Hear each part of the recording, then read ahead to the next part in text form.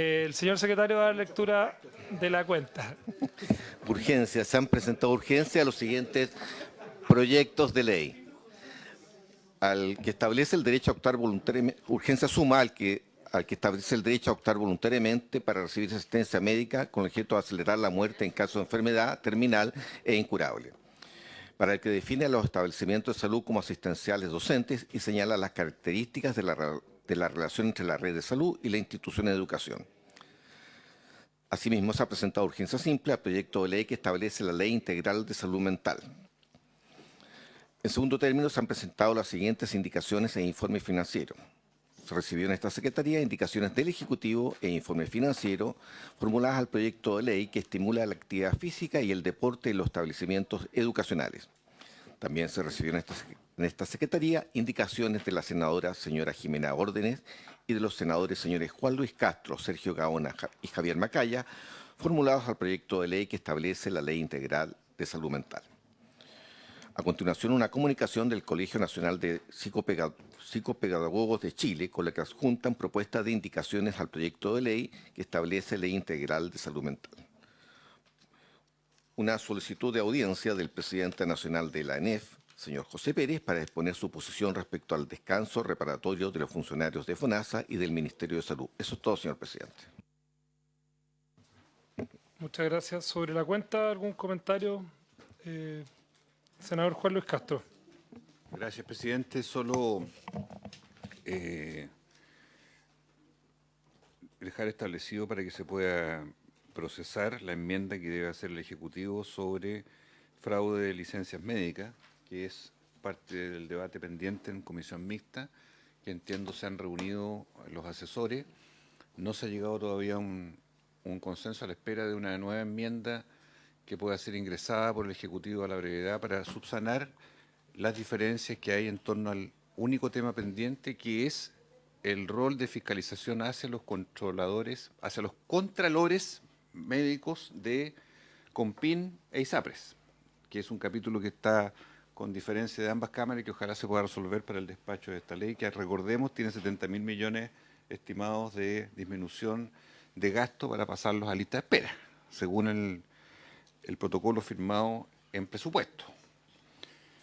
Segundo, que creo pertinente que, en virtud de que no se pudo, el Ejecutivo dará su explicación, presidente, el ingreso de las enmiendas finales de salud mental integral, que se establezca el plazo, que el Ejecutivo nos diga en qué instante va a entrar eso en los próximos días, y se haga de inmediato una mesa de trabajo técnica rápida que permita procesar las diferencias y traer a la sesión, ¿verdad?, el debate en las próximas 2 o 3 semanas que restan de este mes, para dejarlo avanzado, porque ha habido un tiempo de demora a propósito de estas indicaciones que vencieron.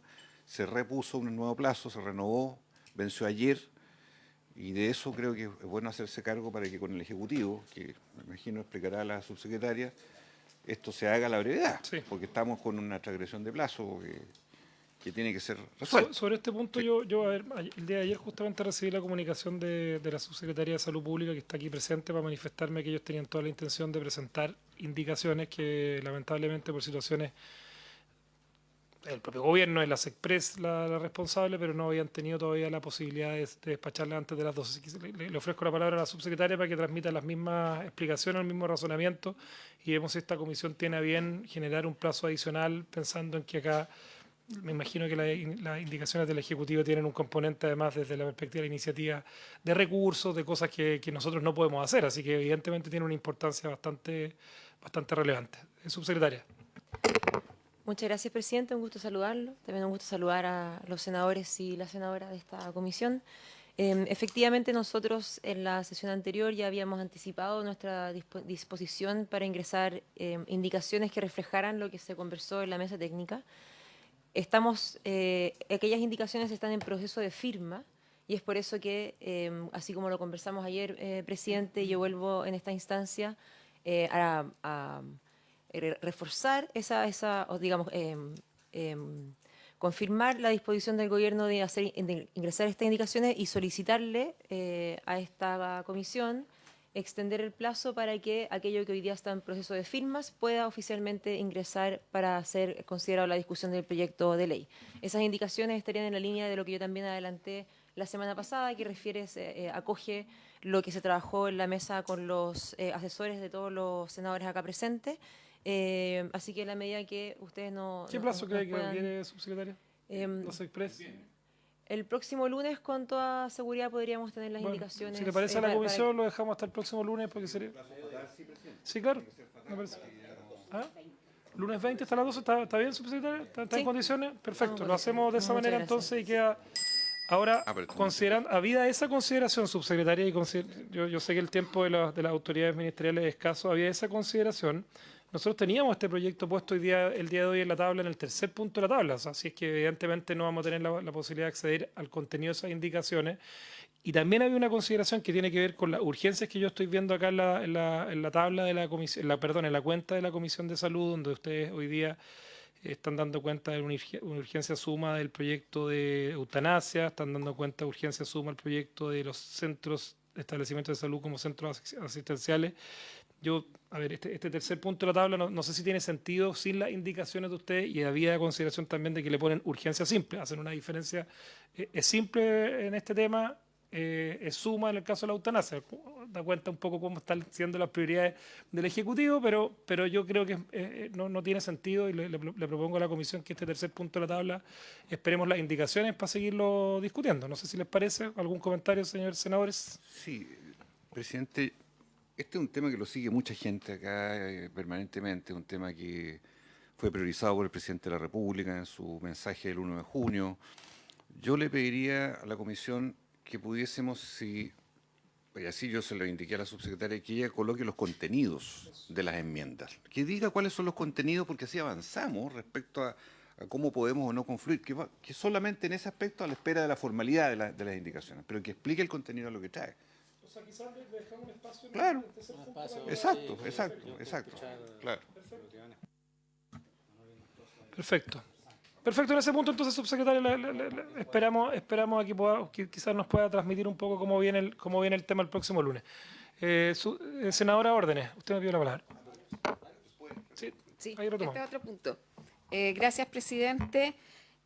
Tenemos un tema pendiente con la fortificación de ciertos alimentos con vitamina D.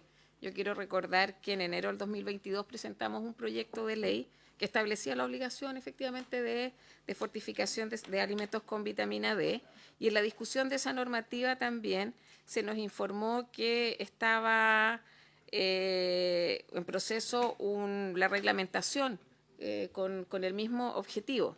Y ahí entiendo que lo que ha ocurrido es que efectivamente ese mismo año, después de que nosotros presentáramos el proyecto de ley, se inició el proceso que modificaba el Decreto Supremo número 977 de 1996 del MinSal, el Reglamento Sanitario de los Alimentos, y tomaba en cuenta el tema de la fortificación de alimentos con vitamina D.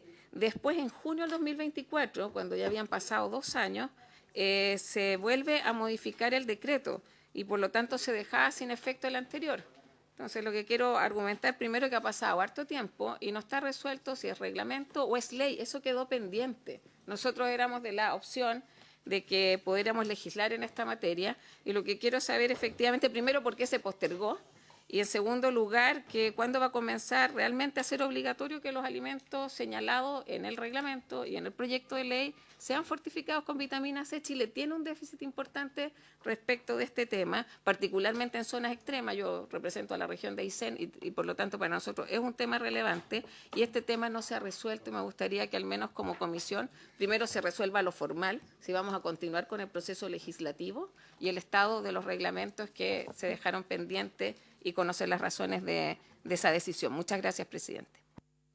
Gracias. Sobre este punto en particular, sobre este punto quieren, es que me interesa si que podemos sobre este punto, quizás la subsecretaria o el asesor del MinSal tienen información, o dejamos remitido un oficio para los efectos de que llegue la información más completa, quizás. Quizás mejor así, ¿le parece? Perfecto, lo hacemos de esa manera entonces. Senador Gaona y después senador Castro. Gracias, presidente.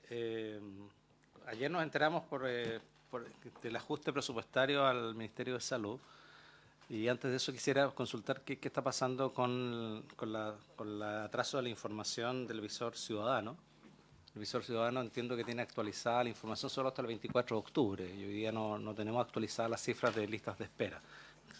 Si no me corrige usted, subsecretaria, si eso es así, pero la información que tengo es esa y no, por lo menos la información solo está hasta el 24 de octubre y no sabemos hoy día cuántas personas están en listas de espera. A esa fecha teníamos 3 millones de personas y no sé cuánto tendremos ahora, así que ya han pasado casi 3 meses de eso, quisiéramos tener razones de por qué no está actualizada esa fecha. Y lo otro respecto de la reducción de presupuesto, parece un descriterio reducir el presupuesto de salud y ahí que quiero consultar, me imagino que estas reducciones se hicieron en consulta con el Ministerio de Salud. No creo que haya sido algo discrecional y arbitrario del Ministerio de Hacienda, aunque acostumbran a hacerlo, pero entiendo que ustedes tendrán respuesta de qué significa este recorte. El año pasado tuvimos problemas con poder llegar a fin de año con los servicios de salud y claro, hubo suplemento de fondos, pero derechamente en varios hospitales del país se dejó de operar, se dejaron de atender pacientes, no había medicamentos en las farmacias y una serie de cosas. Eso pasó en la región de Coquimbo y mi pregunta es si con este recorte presupuestario ustedes pueden dar la certeza de que esto no va a volver a ocurrir este año.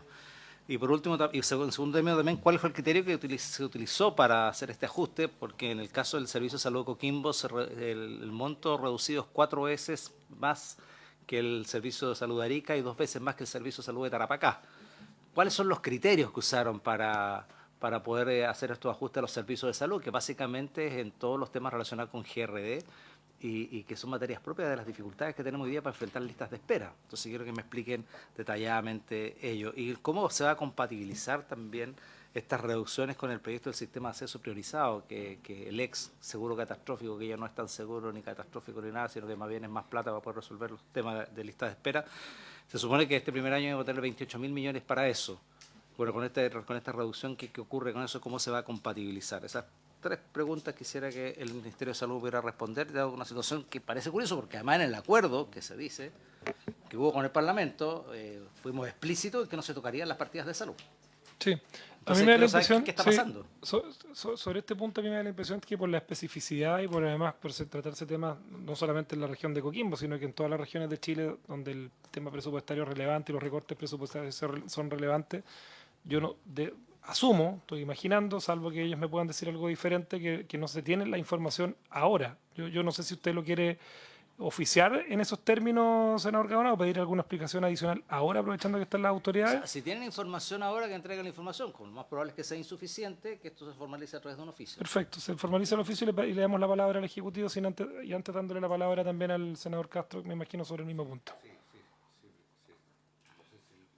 No podría el secretario. Ya.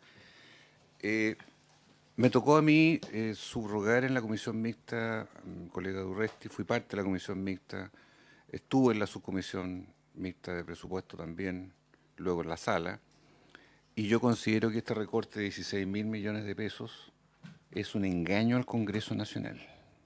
Lo quiero decir formalmente, porque se garantizó que el recorte de gasto público, pactado en el inicio del debate, por 540 millones de dólares, que se aplicó por parte del gobierno, era con la salvaguarda de que determinadas áreas iban a quedar indemnes de la afectación de esas disminuciones presupuestarias, y entre ellas estaba el sector salud, explícitamente.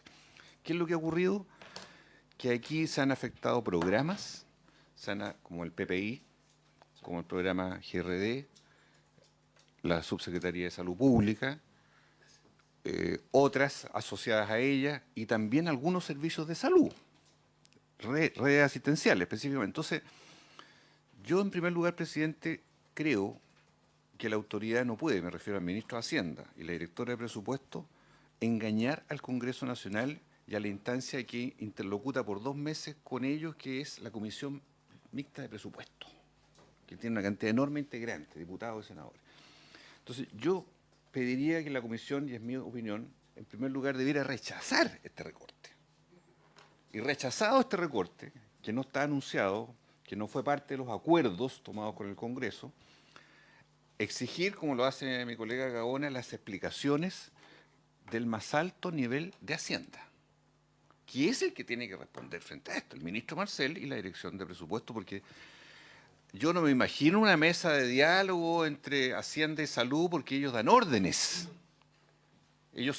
Salud ejecuta las órdenes de Hacienda, para que hablemos la cosa como es, jerárquica y piramidalmente ha sido siempre así. Entonces, yo creo que nosotros tenemos que subir el nivel de interlocución. Yo creo que usted, presidente, debe llevar esto a lo que fue la Comisión Mixta de Presupuesto, a quienes la encarnaron, la encabezaron, porque esto daña, a mi juicio, el respaldo que tiene el Senado y el Congreso respecto a acuerdos explícitos tomados hace 2 meses, no es el siglo pasado, 2 meses atrás, en noviembre, por la gravedad del impacto que tiene.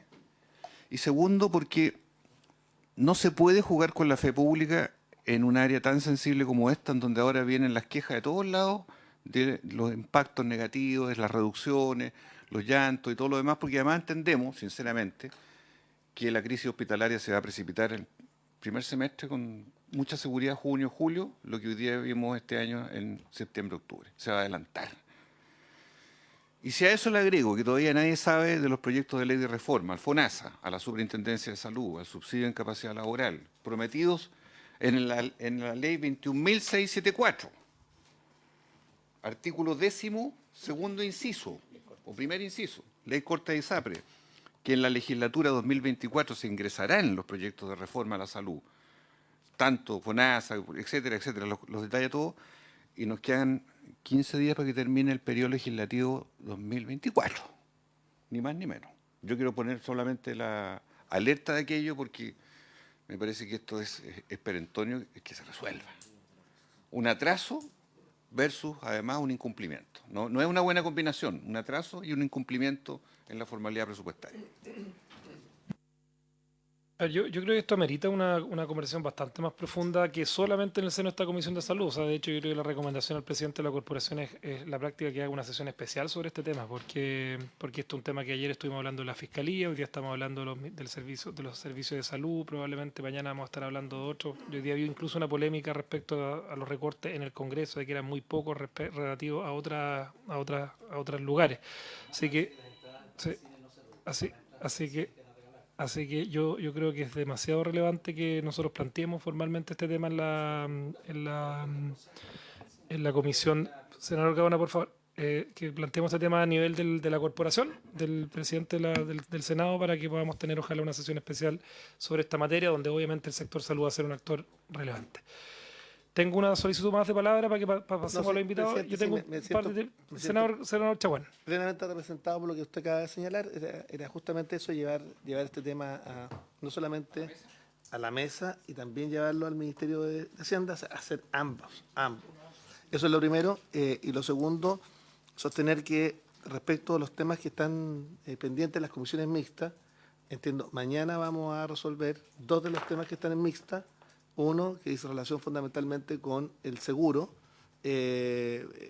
catastrófico, nos va a permitir justamente tener mayores facultades del Estado para administrar la lista de espera. Esperamos también tener las licencias médicas. No, mañana no. Está pendiente la enmienda legislativa. Okay. ¿Pero usted se refiere al seguro catastrófico Sí. o a plata para lista de espera? No, seguro catastrófico. No.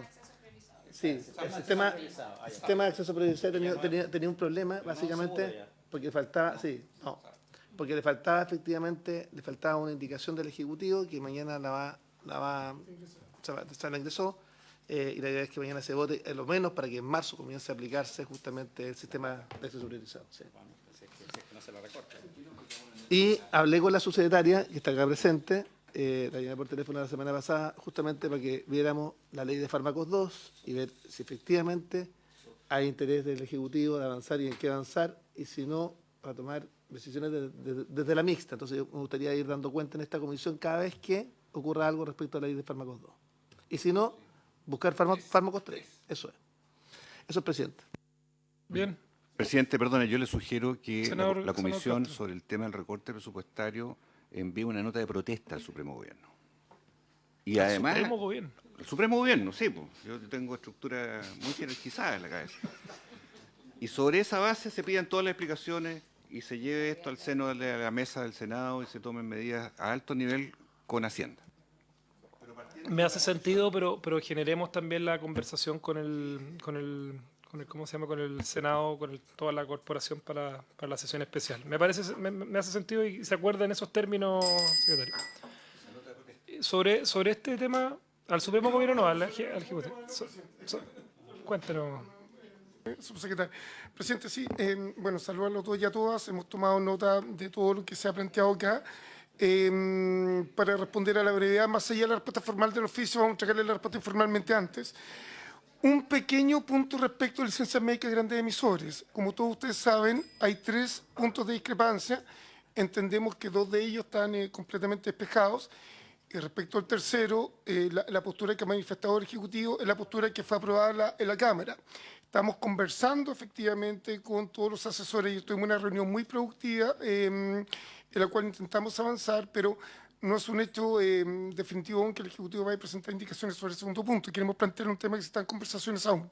Lo que sí nos interesa es que este tema, por su intermedio, presidente, también usted en su calidad de presidente de la Comisión Mixta, cuando lo tenga bien, efectivamente pueda resolverlo.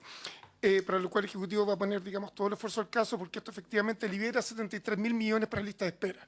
Es un tema también muy importante y adicionalmente otorga nuevas importantes atribuciones, tanto a los sucesos para la COMPIN, para poder avanzar, digamos, en un tema al cual todos estamos de acuerdo.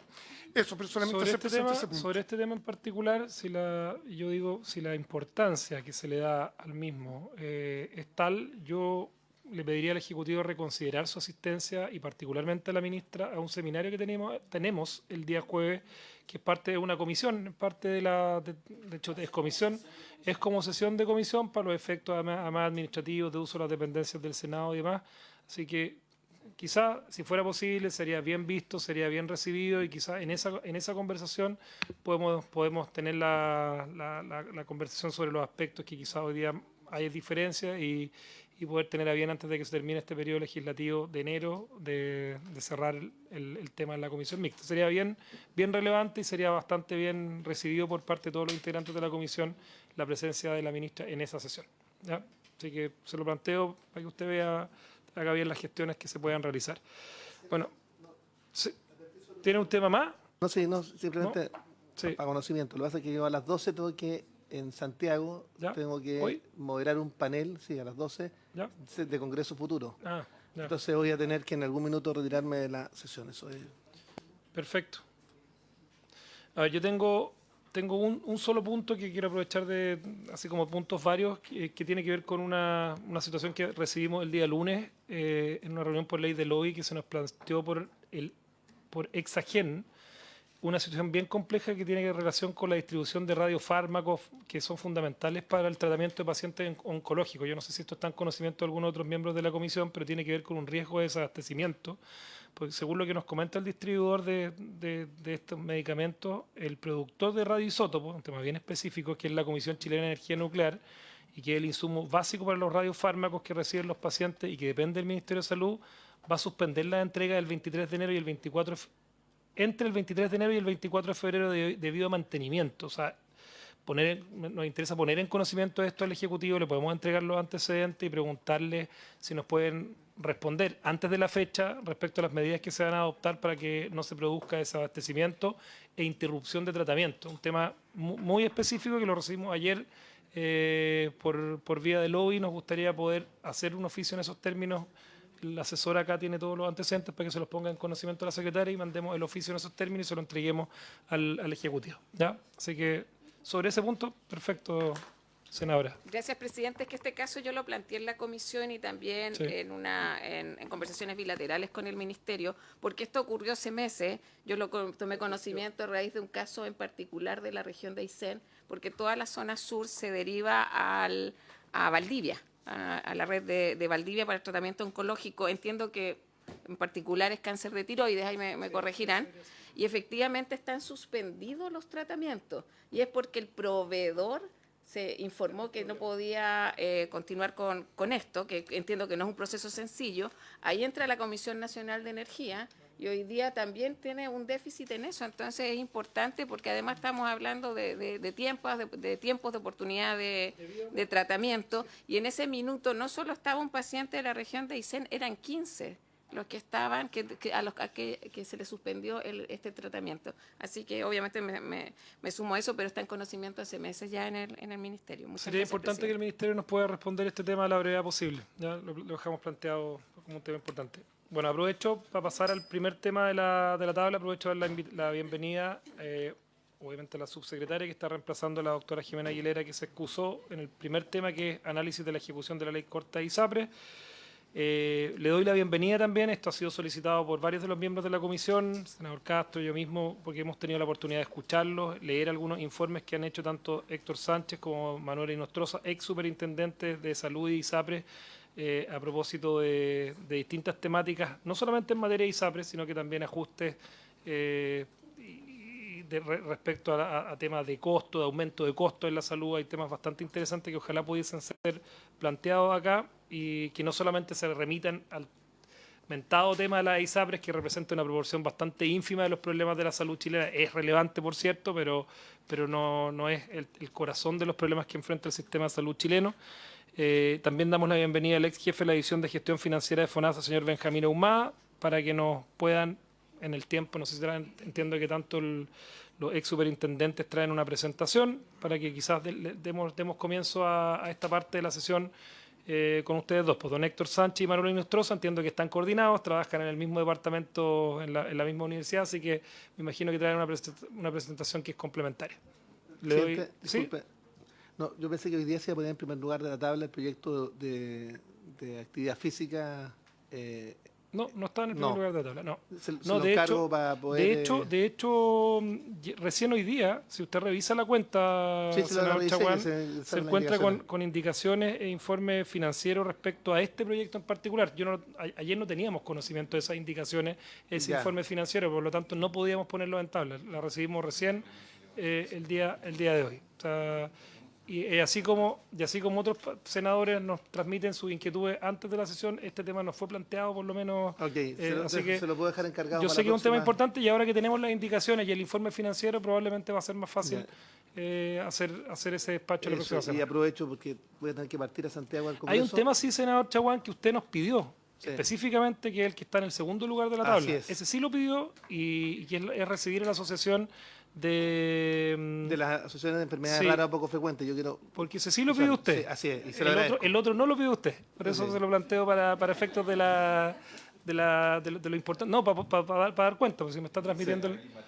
Sí, así que como este sí lo pidió, lo pusimos en tabla, senador Chaguán, y vamos a recibirlo. Entiendo que están presentes Ok. acá. ¿Ya? Ok, muchas gracias. Están acá. ¿Ya? Así que no es que le importe más un tema que el otro, pero lo que hace es que es un tema de coordinación y el espacio de tiempo. Así que. Ok, gracias. Sí. Ya. Muchas gracias. Superintendente, ex superintendente, gracias, senador Chaguana. Estamos siempre dispuestos a ver todos los temas. Señor le ofrecemos la palabra. presidente, muchas gracias por la invitación y a través suyo a los miembros de la comisión. Y saludamos también a la señora subsecretaria, representando a la ministra de Salud. Como Instituto de Salud Pública, nuestros equipos técnicos han estado desarrollando diversos estudios relacionados con todo el proceso de discusión de reforma que se ha desarrollado en los últimos 2 años, la verdad. Y hemos abordado temas que, en definitiva, tienen relación también con la ley corta y que en esta oportunidad no lo vamos a tratar. Hemos enviado informes a esta comisión y al Parlamento en general, ¿ya? Y porque además es una ley que se está recién implementando. Aunque estamos viendo algunos efectos ya que se están haciendo presentes y que los habíamos advertido, en términos de que es una ley que en general lo que iba a provocar era una desafiliación masiva de determinados segmentos de población por incremento del precio de los planes y que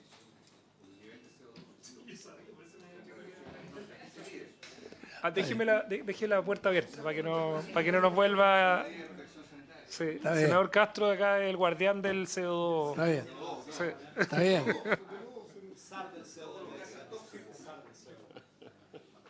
Y ya estamos viendo algunos efectos que tienen que ver con una un traspaso de población desde FONASA, desde ISAPRES hacia FONASA de manera mucho mayor que la que originalmente se había estado dando. Y la previsión es que en los próximos meses, indudablemente, que esta situación se va, a nuestro juicio, a profundizar. Pero, sin embargo, hemos querido abordar un segundo tema a raíz de que se ha estado discutiendo la ley de presupuesto, que todavía se está implementando los acuerdos de la aprobación de la ley de presupuesto y que afectan el sector y que en definitiva creo que hay que tenerlos en cuenta por el impacto que esto genera. Hemos decidido como institución, como instituto, que los equipos técnicos dirigidos por el profesor Inostroza, por el profesor Ahumada y por el que habla, desarrollar un estudio que pudiera dar explicaciones a por qué estamos viviendo la situación que estamos viviendo con el financiamiento de los hospitales. ¿Cuáles son, a nuestro juicio, aquellas razones que en definitiva están afectando? Y nos hemos planteado varias preguntas. La pregunta número uno es, ¿este problema que se está viviendo a nivel de los hospitales tiene que ver exclusivamente con un problema de falta de financiamiento? ¿Esa es la razón? O adicionalmente hay algunas razones que podrían ser incluso más poderosas que la eventual falta de financiamiento y que tienen que ver con el nivel de eficiencia con la cual se están gestionando los recursos en el sistema público de salud. Y en función de eso, hicimos un análisis bastante completo hacia atrás y vimos todos los estudios que se han hecho en Chile respecto de productividad del sector salud, haciendo un rastreo incluso los estudios que se hicieron, lo que se llamó el informe de Caldera, en el año 1994, posteriormente la evolución de productividad y eficiencia que la hizo otro profesor del instituto, el profesor Lenz, con Pizarro, y hicimos ahora un estudio de evolución de productividad y eficiencia, ¿ya? Y a continuación hicimos un análisis de cuáles básicamente los acuerdos presupuestarios que se han tomado y que se han aprobado, ¿ya? Y su vinculación con la incorporación de los GRD en el ejercicio presupuestario del sistema hospitalario por la trascendencia que tiene. Creemos que la incorporación de los GRD como instrumento no solo de asignación financiera, sino que como instrumentos de gestión clínica y de gestión financiera en los hospitales, creemos que es de la mayor relevancia, ¿ya? Y creemos que es fundamental tenerlo así presente, de tal manera de que podamos analizar cuál es el efecto que tiene el hacer crecer los GRD en el ejercicio presupuestario del sector o bien cualquier disminución que se produzca respecto de este instrumento de asignación de recursos financieros. Y finalmente hicimos un análisis comparativo respecto de cuáles son los costos de resolver los problemas que el sector salud tiene en las listas de espera, en el mundo público y en el mundo privado. Porque hay un tema que está bastante poco transparentado y que tiene que ver con que a estas alturas, con los incrementos presupuestarios que ha tenido el sector público de salud, los niveles de costo y los niveles de precio a los cuales se llega en el mundo público y en el mundo privado son bastante parecidos. Y queremos mostrar evidencia de esta información con el objeto de ponerla a disposición de esta comisión. Le hemos pedido al profesor Inostroza que haga la presentación con el objeto de darle una continuidad y un orden y vamos a estar disponibles para participar en la conversación y en la discusión y preguntas que ustedes puedan hacer. Adelante. Bueno, muchísimas gracias por esa introducción, Héctor, y sin más, yendo a la presentación, a la continuidad de la presentación que hemos hecho junto con el profesor Sánchez y con el profesor Benjamín Ahumada, que nos acompaña.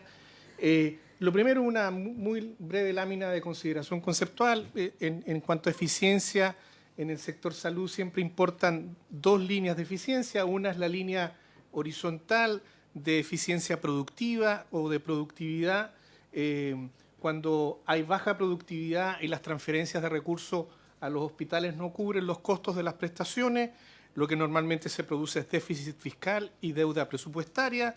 Y lo que hemos visto en el último tiempo, sobre todo este año 2024, es que un poco más de 600.000 millones de déficit fiscal y una deuda que aproximadamente por ahí por septiembre-octubre llegó a los 112.000 millones de pesos. No tenemos datos más actualizados sobre esos datos. Y cuando la otra dimensión tampoco opera adecuadamente y se produce una eficiencia económica o asignativa, que en este caso es que la oferta es muy menor o muy inferior a las necesidades y demandas de la población, se producen aumentos de listas y tiempos de espera. Bueno, y lo que hemos visto durante el año 2024 con los últimos datos disponibles, como señala el senador Gaona, es que más de 3 millones de casos, 2,5 millones de personas, porque hay personas que pueden tener más de un caso en lista de espera, y las muertes en listas de espera en OGES, que según el último reporte de este año alcanza las 36.262 personas el año 2024 a septiembre de este año. Ahora, esto es importante porque cuando conviven las dos ineficiencias, es bueno tratar de despejar al menos una, que es la eficiencia de productividad, porque cuando se despeja esa eficiencia de productividad, cualquier ente financiador es capaz de cubrir la brecha real existente entre oferta y demanda, pero cuando no se despeja la ineficiencia de productividad, es muy difícil asignar recursos porque uno le está asignando recursos a la ineficiencia y no necesariamente a la resolución de listas de espera. Ahora, hecho esa breve disposición conceptual, tal como decía Héctor, miramos cuál ha sido la historia y llevamos más de 34 años con problemas estructurales de eficiencia y productividad a las cuales el sistema de salud le ha quitado el bulto y no hemos podido hacer reformas estructurales a la gestión hospitalaria.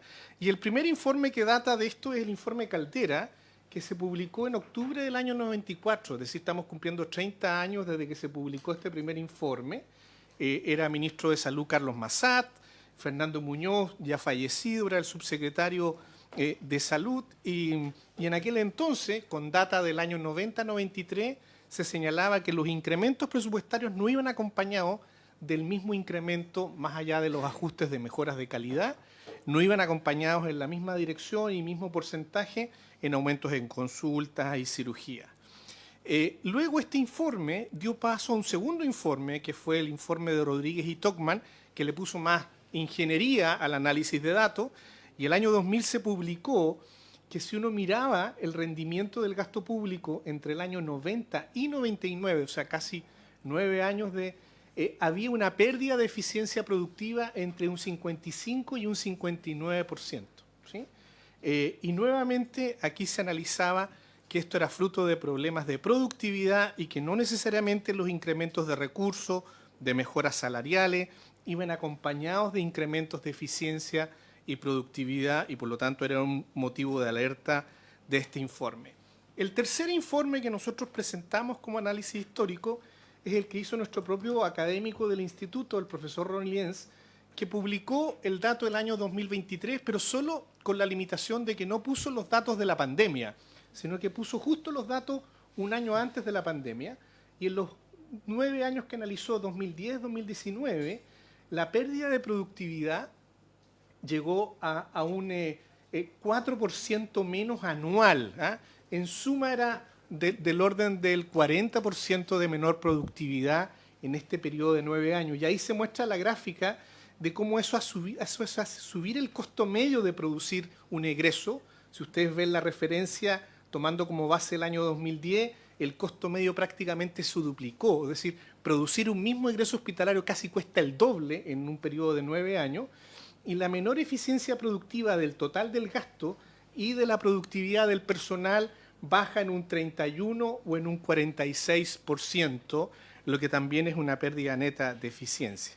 Y lo que nosotros hicimos en este último informe es, utilizando esa misma metodología para hacerla comparable, analizar lo que ocurrió incluyendo los datos de la pandemia hasta el último dato disponible, que es el 2023, y por lo tanto hacemos un cruce 2013-2023, son exactamente 10 años, y volvemos a que la pérdida de productividad en este nuevo periodo de 10 años se mantiene casi igual, nuevamente cerca de un 40% de productividad en ese periodo de tiempo, y en realidad la pandemia se vivió como una burbuja de, por cierto, mucho menor productividad. Ustedes ven cómo el índice de costo medio de 150 sube a 240, porque obviamente estábamos cerrados en esa oportunidad, pero si ustedes se dan cuenta, luego de los 2 años de la pandemia, la curva de pérdida de productividad o de menor eficiencia se mantiene tanto en el incremento de los costos medios como en la reducción de productividad del gasto total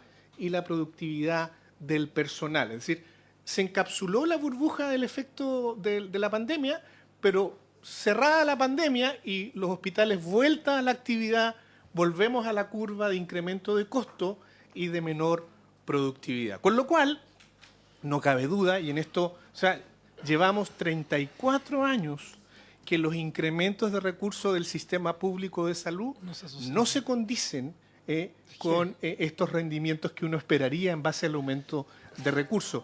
Y esta es la base estructural de por qué nos cuesta tanto que el sistema de salud no logre resolver temas como las listas de espera o los problemas de satisfacción, no obstante los aumentos de recursos. Entonces, ¿qué es lo que ha hecho los distintos gobiernos? Y aquí lo ha hecho el gobierno del presidente Piñera II, como lo ha hecho el gobierno del presidente Boric. Han mantenido una buena política pública, que es la del financiamiento de vía GRD, porque es la manera que en el mundo se utiliza para tratar de romper esta lógica de solo financiar presupuestos fijos y tratar de financiar un presupuesto en torno a la eficiencia y a la productividad de los hospitales. Pero como vamos a ver, a pesar de tener esta herramienta, por algunas razones que desconocemos, no estamos aplicando la potencialidad de este mecanismo de financiamiento.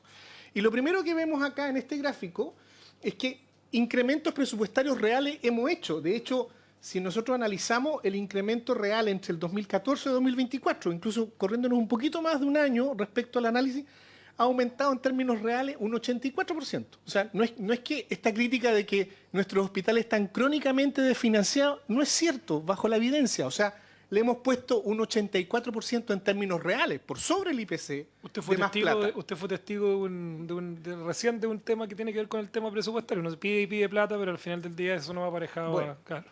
Eso, el año 2023 ya representa 5,2 puntos del PIB. Y recuerden ustedes que la recomendación OMS mundial es 6%. Probablemente el año 2025 estamos llegando, incluso nosotros que hemos querido ser conservadores, podría ser un poco más, estamos llegando, según nuestros cálculos, a un 5,7. O sea, ya estamos casi cerca incluso de la recomendación mundial de que solo con plata fiscal, no con gasto bolsillo, no con gasto privado, los sistemas de salud se financian en un 6% con plata del Estado. Estamos llegando ya al 5,7 y todavía tenemos un problema de eficiencia y productividad. Y lo que es más relevante, creo yo, para ustedes como congresistas, es que la diferencia además entre lo que se aprueba inicialmente, porque la línea azul es lo que ustedes aprueban en el Congreso de la República como presupuesto inicial. El verde es lo que se termina sobre ejecutando todos los años, porque como la plata no alcanza por problemas de eficiencia y productividad, hay que ponerle más plata. Entonces, en verde es la curva efectiva y esa ustedes no la aprueban. Esa la termina gestionando autónomamente el Ministerio de Hacienda y la DEPRE en conversaciones con el sector salud y es casi un punto del PIB adicional que no pasa por análisis del Congreso Nacional respecto a la ejecución presupuestaria. Bueno, y el 90% de este gasto se va en prestaciones, o sea, por eso es tan relevante, porque no es que financie solo estructura burocrática, sino que son las prestaciones que los afiliados tienen. Ahora, manifestaciones del problema de la productividad que constatamos, ¿no es cierto?, es que a pesar de este aumento de plata, sistemáticamente ustedes ven aquí 2020, 2021, 2022, 2023, la plata que ponemos por GRD alcanza a cubrir el 74% o 75%, dependiendo del año, del costo total del gasto en recursos humanos, que es un 60%, y el gasto en insumos, medicamentos, que es el otro 40%. Ya está consolidado, si ustedes ven en verde, que nuestros hospitales gastan 60% en personal y 40% en insumos, ¿sí? Y compra de medicamentos. Pero de ese 100% del gasto, lo que nosotros financiamos por GRD no es más de 3/4, ¿sí? Entonces, en amarillo y en azul, en celeste, es lo que el Ministerio de Hacienda le termina pasando por PPI y por aumentos de GRD fuera del presupuesto para lograr cubrir el 100% del gasto en personal y en insumo, pero que no se correlacionan con eficiencia productiva. Entonces, vamos a ver qué pasa el 2024. El 2024 no sabemos, que todavía no tenemos la data para hacer este análisis, pero ya hemos escuchado que hay una bicicleta algo distinta. Es decir, acuérdense que el gobierno ha contenido el gasto un poco en el año 2024, pero también cerró el presupuesto 2024 antes y abrió el presupuesto 2025 un poco antes, que también es una manera de hacer una bicicleta algo distinta de esta vía de que le falta un 24, un 25% del presupuesto para terminar todos los años. Ahora, solo para graficar de que la plata es mucho más, si yo tomo el programa GRD, el año 2020 para los hospitales que tenían GRD habían 4,1 billones de pesos para financiar los hospitales. Luego 4,4, bajó un poquito el 2022, 4,2, volvió a subir el 2023, 4,5 y el año 2024 pusimos 5 billones. O sea, no es que los hospitales tengan menos plata, tienen más plata todos los años para financiar su actividad. Y de hecho, si tomo los 65 hospitales que son los que quisimos hacer una línea de comparación, es un 22,4% en términos reales más de plata. Y si le meto todos los hospitales, incluso los nuevos que hemos ido agregando en GRD, porque hoy día en GRD hay 72 hospitales, o sea, hay 7 más, es un 28% más de presupuesto. Y la manera en que yo con GRD le compro prestaciones a los hospitales es que le fijo un precio de transferencia. Y digo, todos los años, es decir, miren, el año 2020 a los 17 hospitales generales, porque había una clasificación, les pago por egreso 2.654.000 pesos. Luego, como le pongo más plata, después el 2021, 2.600.000, el 2022 se lo bajé un poco, pero el 2023 y el 2024 se los volví a subir y hoy día le estoy pagando por egreso 2.821.000 pesos por egreso hospitalario, cuando el año 2020 le pagaba 2.600.000. Esta es plata comparable porque es plata toda ajustada por IPC, por lo tanto es plata real, ¿sí?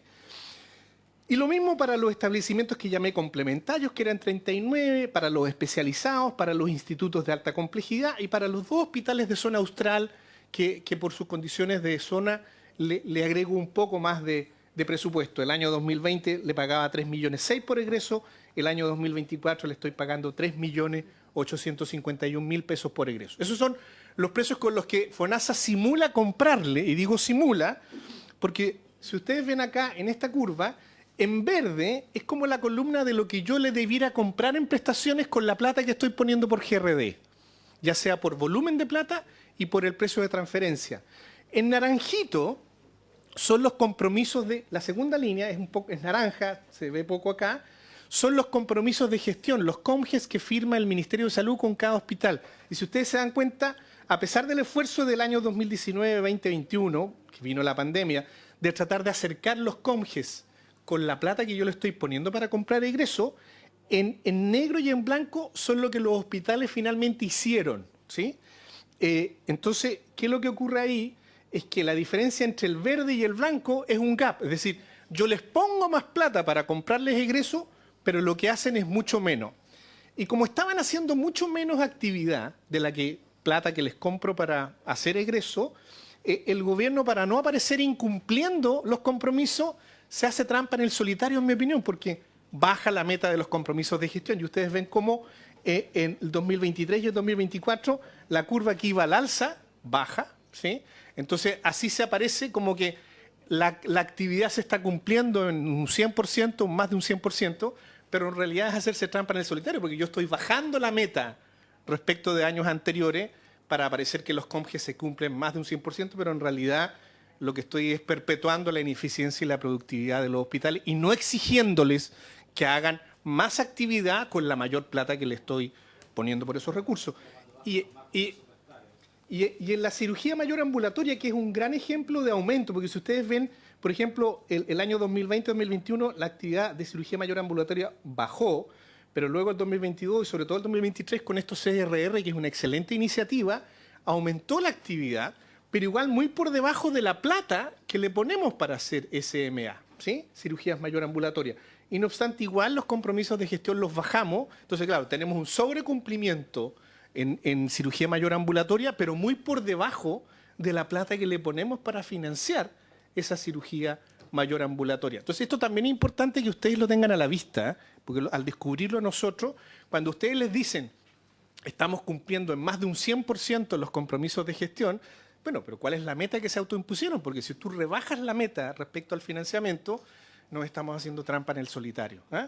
y a pesar de ser una excelente iniciativa, la de los CRR, uno debiera ser incluso más exigente en términos de productividad, porque estamos muy lejos de la plata que le estamos poniendo para financiar esa mayor actividad en cirugía mayor ambulatoria, ¿sí?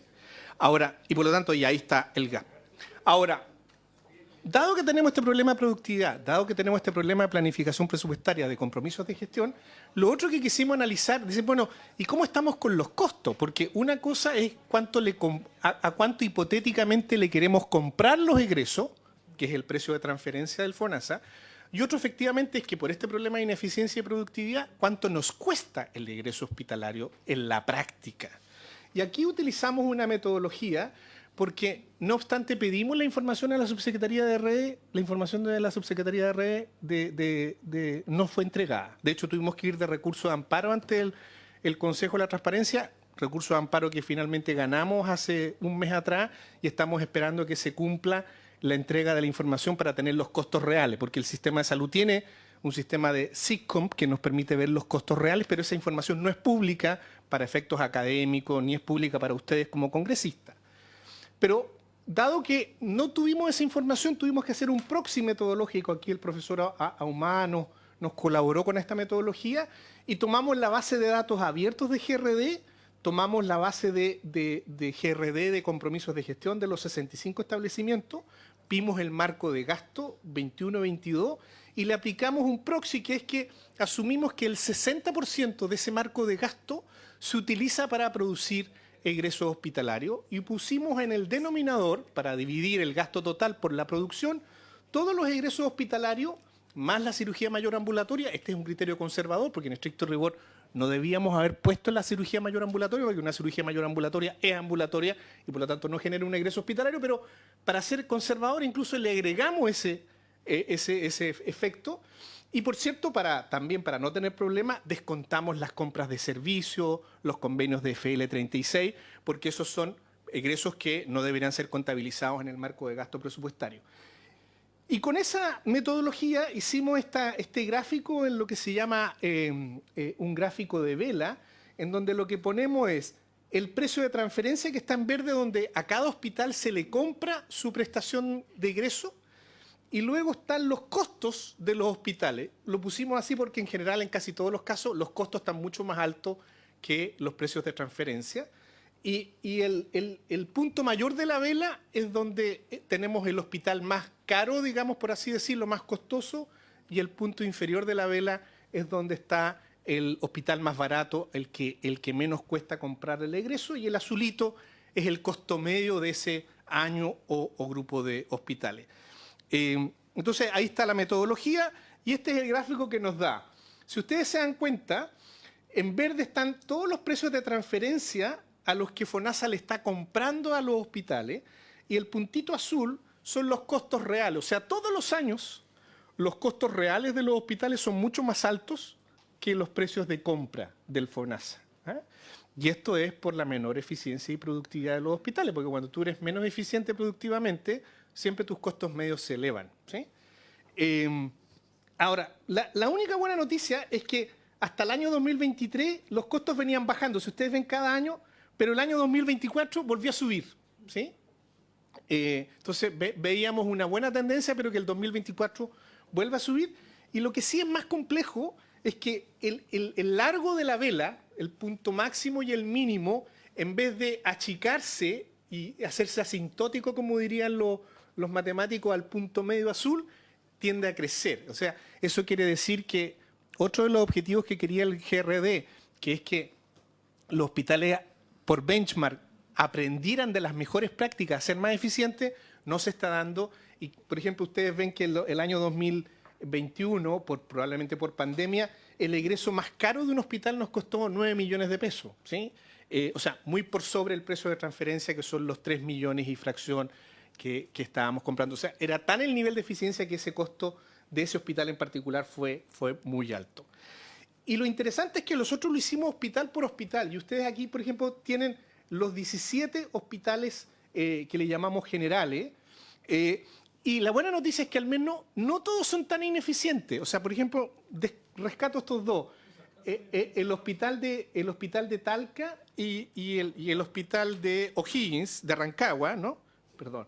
Estos son los dos hospitales en que, si ustedes ven, la barrita azul es el costo y la barrita verde o la línea verde es el precio de transferencia. O sea, tenemos al menos dos hospitales públicos en donde el precio que FONASA le compra su egreso hospitalario cuadra con los costos. Entonces ese hospital está perfecto, ¿sí? Pero tenemos 17 hospitales en donde sus costos, ¿sí?, son mucho más altos que los precios de transferencia, probablemente por problemas donde el más complejo, ¿no es cierto?, es el Hospital San Borja, ya ustedes han analizado, en donde, si ustedes ven, imagínense la curva de costo, este está afectado por el incendio, obviamente, que ha hecho bajar su producción de pabellones. Entonces, el costo medio de seguir produciendo un egreso hospitalario ahí se disparó, y por cierto que el precio de transferencia no le permite cubrir.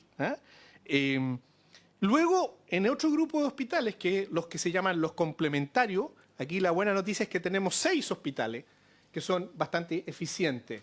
Tenemos el Hospital de San Fernando, el Hospital Luis Tisné, etcétera, donde sus costos son mucho más bajos que el precio de transferencia, pero en todos los demás, ¿sí?, los costos son mucho más altos que sus precios de transferencia. Lo mismo en el caso de los establecimientos de especialidad, el Ezequiel González Cortés, ahí no hay ningún hospital que sea más eficiente respecto a sus precios de transferencia, todos sus costos son más altos que el precio de transferencia. Y en el caso de los institutos nacionales, el tórax, neurocirugía y los 2 hospitales regionales de zona extrema, Coyhaique y Punta Arenas, tenemos que sus costos son mucho más altos que sus precios de transferencia, y el único que tiene algún modelo de mayor eficiencia es el Instituto de Neurocirugía, donde sus costos son mucho más bajos que el precio de transferencia. Entonces ese también es un hospital que... O sea, de 65 hospitales, solo 9 hospitales tienen de alguna manera algún grado de eficiencia, pero todo el resto tiene problemas de eficiencia y productividad. Y lo último, y con esto voy terminando, es que lo que nosotros quisimos hacer es decir, bueno, y esta eficiencia y productividad que afecta a los hospitales públicos, que hace que sus costos sean más altos que los precios de transferencia con que le compramos simuladamente los egresos. ¿Cómo se compara con el sector privado? Y la comparación aquí del sector privado es la única licitación que tenemos, la más actual, la del 2024, que FONASA le está comprando solución de listas de espera a 79 clínicas privadas, ¿sí? Y le está comprando por GRD. Entonces, como le compra por GRD, es comparable la compra de GRD al sector privado versus la compra de GRD al sector público, ¿sí? Y lo que ocurre, voy a resumir, es que lo que yo hago en este cuadro, y lo hago para todos los años, no solo para el 2024, sino que para todos los años, yo digo, miren, están por un lado los egresos del sector público por un lado, luego está cuánto me cuesta realmente producir esos egresos en el sector público, y luego cuánto me costaría comprarle a todo, esto es un ejercicio eminentemente de laboratorio académico, pero cuánto me costaría comprarle esos mismos egresos hospitaleros públicos a los precios que hoy día FONASA le está comprando a las clínicas privadas. Y todos los años yo me ahorraría, hipotéticamente, ¿sí?, entre 546.000 millones de pesos, que es el año 2023, en el que menos diferencia se produce entre los costos del sector público versus los precios a los que FONASA le está comprando al sector privado. Y la proyección que teníamos para el 2024, que es la peor, es que nos ahorraríamos hipotéticamente 1,1 billones de pesos en el presupuesto, si es que en vez de comprarle al costo con que estoy comprándole los hospitales públicos, le comprara al precio de las clínicas privadas.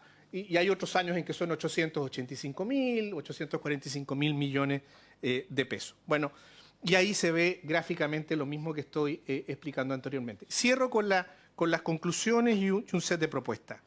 Primero, conclusiones, llevamos 34 años y en distintos gobiernos, no hay que echarle la culpa a un gobierno en particular. ¿Por qué? Porque le hemos quitado el bulto a las reformas a los hospitales. Aquí el senador Castro y otros senadores, el mismo senador Macaya, en un reciente seminario compartimos la reflexión de cómo habría que meterle mano a la manera en que le pagamos a los médicos, al personal de la salud, distinto a lo que le pagamos hoy día. Esas son reformas complejas. No hemos podido llegar a un acuerdo en esa dirección y eso hace que los rendimientos presupuestarios, a pesar del uso del mecanismo del GRD de los últimos 5 años, no permita aprovechar estos mayores recursos que le estamos poniendo. Segunda gran conclusión, si bien nosotros hemos hecho compromisos de actividad por GRD, como nos estamos haciendo trampa en el solitario, tenemos una aparente ilusión de cumplimiento de esos compromisos, pero no estamos cumpliendo en la práctica esos compromisos de mayor actividad, y FONASA hace como que compra por GRD, pero finalmente no está comprando por GRD, sino que sigue financiando marcos de gasto. Si compráramos por GRD, tendríamos que ser mucho más exigentes en las metas de cumplimiento de productividad o de producción. Tercero, los datos de GRD nos muestran que, dada la falla de productividad que tienen históricamente nuestros hospitales, obviamente que incluso con la mayor plata que le hemos puesto, siempre se produce un déficit si lo analizamos hospital por hospital. El déficit hospital promedio es entre un 13 a un 35%, salvo los nuevos hospitales que son positivos, en los que los costos son más altos que los precios de transferencia, y por lo tanto eso explica esta crisis financiera tanto del año 2024 y que probablemente se va a volver a producir el año 2025.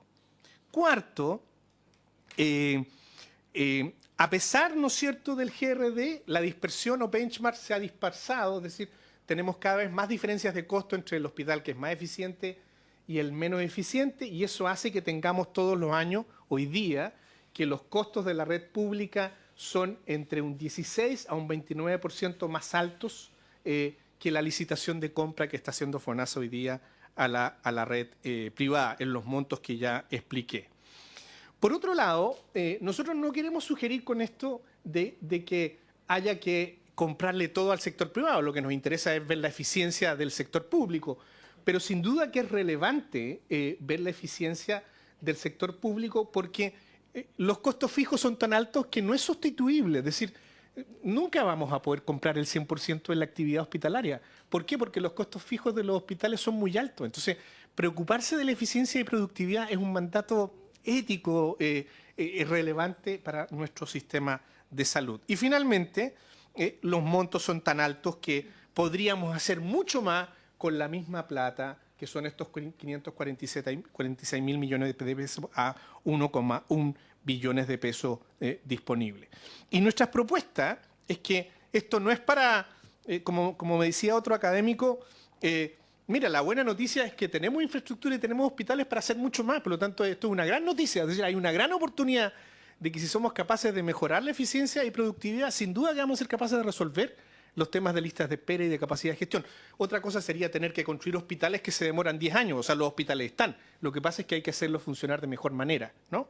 Y la oportunidad es que creemos que el Congreso, con su poder fiscalizador, puede tomar varias iniciativas. La primera es que es necesario transparentar y lograr una mejor definición de los valores o precios de los GRD de los hospitales públicos. Esto debiera ser como el estudio de verificación de costos del GES. Yo creo que una buena medida sería que ustedes, así como por ley le exigen al FONASA que haga un estudio de verificación de costos del GES, que haga un estudio de verificación de costos de los costos de los hospitales y que esto sea público y transparente. Segunda medida, yo creo que sería importante, esto se hace en todos los sistemas públicos del mundo, exigir, medir y transparentar los costos de los 72 hospitales, que no tengamos que hacer recurso de amparo ante el Consejo de la Transparencia para obtener la data. Esta información debería estar disponible para poder medir si efectivamente el impacto de los incrementos presupuestarios se condice con la eficiencia de productividad y los costos. Datos abiertos de costos, producción y productividad, que no es lo mismo.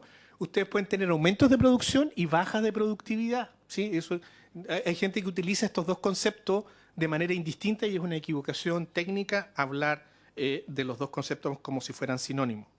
En tercer lugar, ser más rigurosos con las metas y los compromisos de gestión, o sea, no hacernos trampa en el solitario y efectivamente, si uno tiene más plata y financiamiento, ser capaz de exigirle mayor nivel de rendimiento y productividad por esos compromisos de gestión. Cuarto, lograr que todos los recursos adicionales que este Congreso apruebe se liguen a metas de productividad y a objetivos sanitarios. No podemos seguir pasándole más plata a los hospitales y no medir la productividad, porque lo único que vamos a hacer es que la brecha entre los precios privados y los costos públicos va a seguir creciendo, para peor, digamos. Es decir, recuerden que muchas veces discutimos y se aplicaba como argumento evitar el segundo bono GES, el segundo prestador GES, diciendo que nos sale más caro comprar en el sector privado que comprar en el sector público. Y los datos que aquí estamos mostrando es que al revés, ¿sí? O sea, nos sale más barato comprar en el sector privado la resolución de una patología de alguien que está por morir en la lista de espera de lo que nos sale atenderlo en un hospital público. Por lo tanto, trazar compromiso de aumento de productividad sería importante. De hecho, una de las propuestas que planteamos en quinto lugar es que, dada esta comparación entre lo público y lo privado, ustedes debieran ser capaces de producir o pedirle a cada hospital estas brechas, cierre de brecha entre su producción real hoy día y la producción ideal o potencial, y ver cómo los incrementos presupuestarios se ligan a este cierre de brecha entre lo que hoy día produce un hospital ineficiente y lo que debiera producir un hospital que se gestione mejor, ¿sí?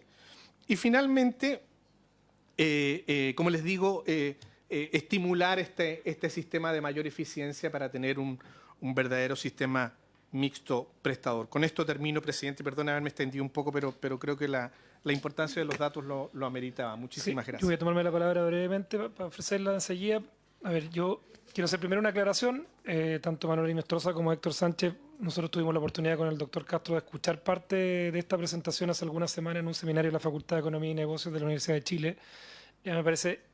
Yo sé que el titular de esta parte de la sesión era analizar el tema del cumplimiento, cómo va el tema de la ley corta de ISAPRES. Una de las cosas que más me llamó la atención de la presentación que tuvimos la oportunidad de ver hace 3 semanas, justamente tiene que ver con un tema ético y el mandato que tienen los actores del sector salud, de que llevamos meses, años, hablando de ISAPRES y quizás no hemos puesto el acento en uno de los temas más relevantes que sí cambia conceptualmente el estado de las cosas. O sea, la aplicación de tecnología, los estatutos laborales, cómo somos capaces de exigirle más a hospitales donde nuestra tendencia natural y nuestra inclinación natural es siempre a pedir más recursos, pero no asociarlo a bueno, que esos recursos estén también aparejados de más eficiencia, más productividad. Cuando vemos que el presupuesto del Ministerio de Salud ha subido un 84% en 10 años y la satisfacción usuaria no lo ha hecho e incluso ha descendido en eso, si uno lo pudiese medir, yo me imagino que hay indicadores respecto a eso, habla de la preocupación que tenemos sobre este tema. Así que me parece un informe demasiado relevante que lo podamos estudiar a la luz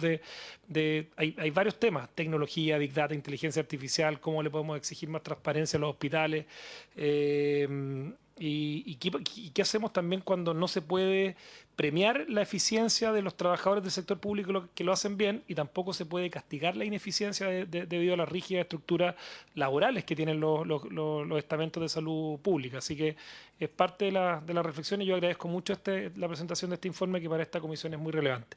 Tengo al senador Gaona, a la senadora Órdenes y en ese orden al senador Castro que me pidieron la palabra. Gracias, presidente. Agradecer la presentación. Muchas de extender la sesión para que no se ponga nerviosa nuestra invitada y la sesión, para que tengamos la oportunidad también de escucharla después y a la subsecretaria. Extendemos la sesión al menos hasta las 11:30. Voy a tratar de hacerlo más breve, muy breve. La verdad es que no he leído el informe con mucho detalle, así que agradezco mucho esta presentación a modo de introducción al tema. Uno solamente quisiera tener la certeza respecto de la valoración de los precios de transferencia, si de verdad el precio de transferencia refleja los reales costos de las prestaciones. Porque si finalmente los precios de transferencia no reflejan la realidad de los costos de las prestaciones, nos estamos comparando. Entonces, uno tiende a pensar, por lo menos la tesis que yo tengo, o la opinión que yo tengo, es que en general las prestaciones el precio de pago del FONASA por las prestaciones están subvaloradas. Y si están subvaloradas, uno podría entender que efectivamente aquí siempre se nos va a producir este gap entre el precio de transferencia y el costo real porque están subvaloradas. Sin embargo, cuando se hace la licitación a privados, los precios que se logran en la licitación de privados son precios incluso más bajos que los precios de transferencia. ¿Cómo se explica ese fenómeno? Porque permanentemente nos están diciendo, y así lo estamos viendo, que el precio que paga FONASA es un precio subvalorado. ¿Y cómo conversa eso con esto de que ante una licitación de compra a terceros, resulta de que los precios logrados son más bajos que esos precios de transferencia que aparentemente están subvalorados? Entonces, uno podría entender que por la vía de las licitaciones, como hay mayor competencia y probablemente el sector privado no tenga la estructura de costos fijos que tiene el sector hospitalario, tiene otros, no tiene la estructura de gasto en personal, es muy distinto la forma en que la estructura de costos del sector privado respecto a los costos fijos, especialmente de lo que es el sector público. Entonces, quisiera un poco que me explicaran si en definitiva el precio de transferencia refleja efectivamente los costos, más allá de los costos de la salud pública o la salud privada, los costos, o con qué elementos los podemos comparar. Eso, presidente. Acumulamos. Senadora Órdenes. Muchas gracias, presidente. Quiero agradecer la presentación. No, tampoco conozco el informe, creo que es una invitación a mirarlo más detalladamente también. Ustedes partían señalando un poco que con una hipótesis, o sea, o con una pregunta, si es solo un tema de financiamiento, lo que yo creo que en eso sí es concluyente, que no. Cuando revisamos también los datos de las listas de espera, la variabilidad entre los distintos servicios de salud es bien significativa, por lo tanto uno tiene que ir a preguntarse lo mismo. ¿Qué pasa en este servicio de salud que tiene, no sé, 130 días de espera, en algún caso es así, y en otros tiene 400, y en general están los 250, más allá de qué tipo de, si es GES, no es GES. Entonces, y lo otro después también la división público-privada, porque además yo creo que los costos puede que sean diferentes, o sea, incluso por la cobertura, porque en el sistema público está la mayor parte de la población. Entonces, creo que dadas las conclusiones que ustedes nos presentan, es bien interesante meterse a levantar otras capas, porque la conclusión, no dudo que es válida, pero es general. Entonces, tenemos que, ahí la pregunta un poco, ¿qué otras hipótesis o variables están identificando ustedes para avanzar en el tema de eficiencia, gasto público? Porque cuando yo hablo de lo público y lo privado son sistemas distintos. En los incentivos, los famosos programas de mejoramiento de la gestión del Estado, el proceso de modernización del Estado, efectivamente es hacerse trampa en el solitario, porque cuando uno va a revisar los indicadores de distintos ministerios, son tan bajos, por no perder el incentivo, que siempre se cumplen. Entonces, ahí es, claro, es que hace una declaración nueva, decir, mire, vamos a poner las metas que hay que colocar, pero esto tiene costo.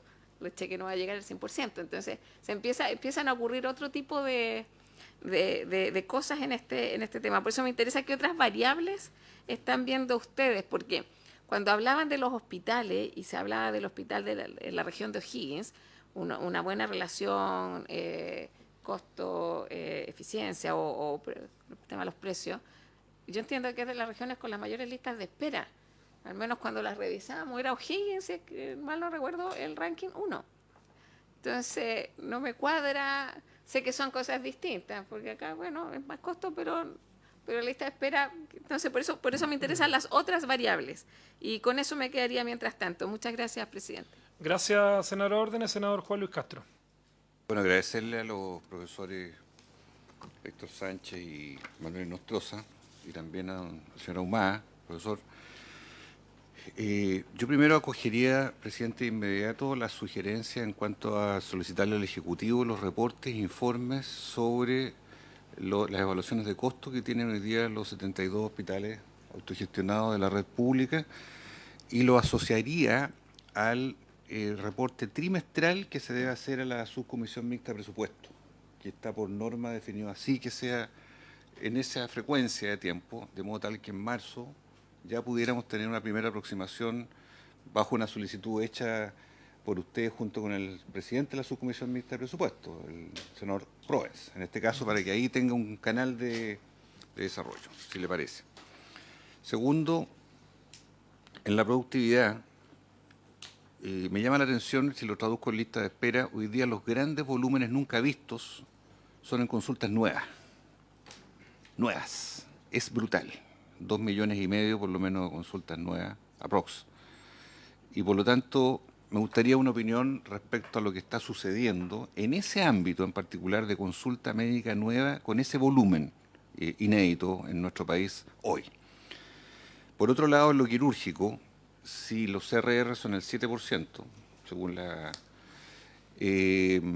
La pregunta es, ¿qué se hace hoy día para tomar el control de los pabellones quirúrgicos en los grandes hospitales autogestionados en red, donde no es posible tener una productividad mayor de 3,5, no sé, 4 en algunos de los grandes casos, pero entre 3 y 4 cirugías por pabellón, que es un mal promedio nacional, dicho por la CNP hace rato ya, pero que estamos pegados en esa condición. Tercero, cómo el factor de ausentismo, que está de moda, estaba revisando aquí el informe de ayer, la radiografía del ausentismo laboral en el sector público, de la Dirección de Presupuesto del Estado de Chile. Dramático. ¿Cuál es el fenómeno con el foco puesto en salud? Porque esto es sector público en general, pero en materia de salud especialmente, cuando tenemos hospitales, como tristemente sucedió hace pocos meses atrás, que el Hospital San José, uno de los que tiene peores indicadores en lista de espera, y en ausentismo, se detectó que un porcentaje de sus trabajadores compraba licencias médicas a inescrupulosos que las entregaban masivamente para justificar esas ausencias en el trabajo. Grave. Cuarto, me gustaría preguntarles qué piensan ustedes de un GRD que sea mejorado a lo de hoy. Me tocó hablar con la directora del Hospital Salvador, por ejemplo, un hospital muy grande en Santiago Oriente. Hay quejas porque dice, bueno, aquí nos miden la CMA y los egresos, y la farmacia, y todos los ambulatorios. ¿Dónde queda todo registrado eso, los ambulatorios y la farmacia? No queda en ninguna parte. O sea, el GRD es un avance, sin duda, pero resulta que ahí quedan un conjunto de prestaciones no recogidas. ¿Qué piensan ustedes de eso? ¿Qué piensan ustedes? Porque hay detractores del informe que ustedes han emitido que dicen, claro, pues ellos pueden decir, se aumentó el 84% la inyección de mayor gasto, pero la eficiencia está disociada. Ya. La complejidad de los casos, porque si el año 90, 93, un infarto al corazón era acostar en una cama, y me tocó vivirlo, y darle aspirina, darle nitratos, qué sé yo, y esperar, y resulta que ahora hay angioplastía, se va de bypass, se va de qué sé yo. El accidente vascular también hay que hacerle todas sus cosas. O sea, hoy día hay un cortejo de prestaciones asociadas a la misma enfermedad que hace 20 o 30 años atrás era solo clínica, sin exámenes, y por lo tanto salía más rapidito, salía otra cosa que fuera bien o mal, pero complejidad de los pacientes, senilidad de los pacientes, eso. Preguntarles cuál es el rol de esta polémica que el presidente Lagos trató de subsanar con la ley de los hospitales autogestionados 20 años atrás, y que hoy día el nivel de centralismo que hay desde los servicios de salud hacia los hospitales autogestionados contradice en toda la línea esa ley. Hoy día no existe nada prácticamente que puedan, sin autorización de los servicios de salud, y de ahí las polémicas en toda la región del país. Las grandes peleas son entre los directores de servicios y los directores de grandes hospitales. ¿Por qué? Porque el gran hospital se lleva una parte grande de los recursos y hay una disputa. Y nadie regula esa disputa, que debería ser la subsecretaría, qué sé yo. ¿Qué piensan de esa manera? Por último, hay una distorsión muy grande respecto de las compras de servicios en el ítem 21. O sea, yo veo en el Hospital de San Fernando, que nos toca con el senador Macaya, hoy día casi la dotación completa de médicos está bajo modo compra de servicio.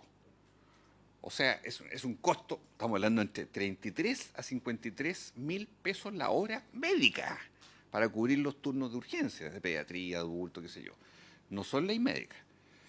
Y esto hace que en el mercado laboral los doctores prefieran no estar contratados, sino que aquí me compren servicios, pues. Porque así yo tengo un ingreso mucho mayor, el gasto es desmesurado, son las mismas prestaciones, no hay medición de productividad, sino que es por jornada. Ya, ese es un problemazo hoy día. ¿Qué piensan ustedes de eso?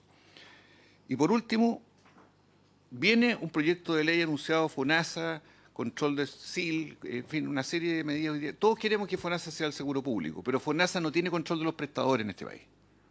¿Qué piensan ustedes de ese rol que FONASA debiera tener si queremos de verdad apuntar a una mayor eficiencia en el sector? Y por último, ¿qué piensan ustedes de una idea tan impopular, pero que tengo que decirla, porque está en la mente de algunos economistas no poco importantes en Chile, que es que en algún momento se tiene que llegar a aumentar la cotización del 7% para financiar el sector? Esas son todas mis pocas preguntas, presidente.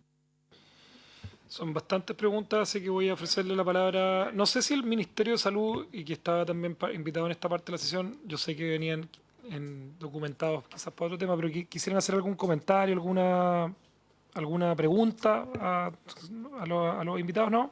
Para que se lea. Bueno, me imagino que el Ministerio ya tienen este informe. Entiendo que la universidad o los mismos autores han entregado copia a las distintas autoridades que son tomadores de decisiones en el país, así que me imagino que lo tendrán y tendrán sus comentarios y opiniones sobre el particular. Le ofrezco la palabra a don Manuel y don Héctor en el orden que ustedes definan hacerse cargo de las preguntas. Sí, presidente, yo trataría de hacerme cargo de algunas preguntas, luego Héctor de otras y finalmente el profesor Ahumada si quiere complementar algunas cosas, sobre todo su expertise tiene que ver como en el tema GRD. Él fue exdirector corporativo de FONASA en el gobierno del presidente Piñera II y está muy al tanto de la implementación de la modalidad de GRD desde su inicio. A ver, primero partir señalando que la primera pregunta del senador Gano, yo cuando fui director hospitalario también, hace ya muchos años, esa pregunta se tenía que responder con otra pregunta, que es que ¿son los precios de compra equivalentes a los costos? La pregunta que viene a continuación, senador, es ¿con qué nivel de productividad? ¿Por qué digo esto? Porque si yo tengo eficiencia productiva del 50%, es decir, pudiendo hacer 100 prestaciones, solo hago el 50%, obviamente que el costo medio de producir esas 50 prestaciones es mucho más alto que si yo produjera las 100 que debiera producir, ¿sí? Entonces, cualquier financiador, cualquier ministro de Hacienda le tendría que preguntar al hospital primero, es decir, ¿usted está produciendo todo lo que tiene que producir? ¿Está produciendo todas las consultas médicas? ¿Está produciendo todos los egresos hospitalarios, todos los pabellones quirúrgicos que debería hacer? Porque si no lo está haciendo, primero corríjame ese nivel de productividad y con ese nivel de productividad cercano a la eficiencia, puede ser, no, yo alcancé en el mejor de los casos el 92% de productividad cuando era director hospitalario. La recibí en 54 y la llevé a 92. O sea, había un 8% que no lograba tener 100% de productividad. Y cuando yo medí mis costos con ese nivel de eficiencia y productividad, me daba que había algunas prestaciones que se financiaban perfectamente con lo que FONASA me pagaba y otras, las de mayor complejidad, no se financiaban.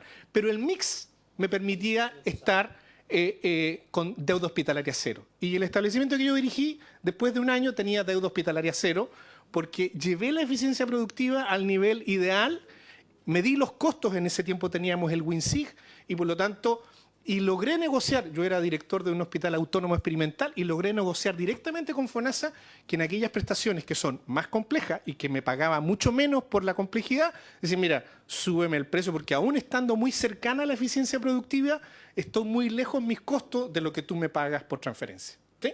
Y por lo tanto, incluso al CRS Peñalolén le quedó plata excedente, con lo cual pudimos hacer la sala cuna, un consultorio, digamos, de prevención de infarto agudo del miocardio, en fin, distintas cosas, ¿sí?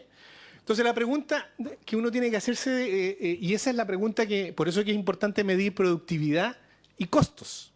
Porque la pregunta es decir, si tus precios de transferencia no están cubriendo tus costos, la pregunta es, ¿cuál es tu nivel de eficiencia y productividad? De hecho, acabo de ver el informe de resultados del Sistema de Salud de Cataluña y dos de los principales indicadores, no tiene más de 14, 15 indicadores, son costo medio, productividad de todos los hospitales del Sistema de Cataluña, que es un sistema público, y se mide mes a mes el seguimiento de esos indicadores y nosotros no lo medimos. Porque eso permitiría responder esa pregunta que usted tiene legítimamente, senador.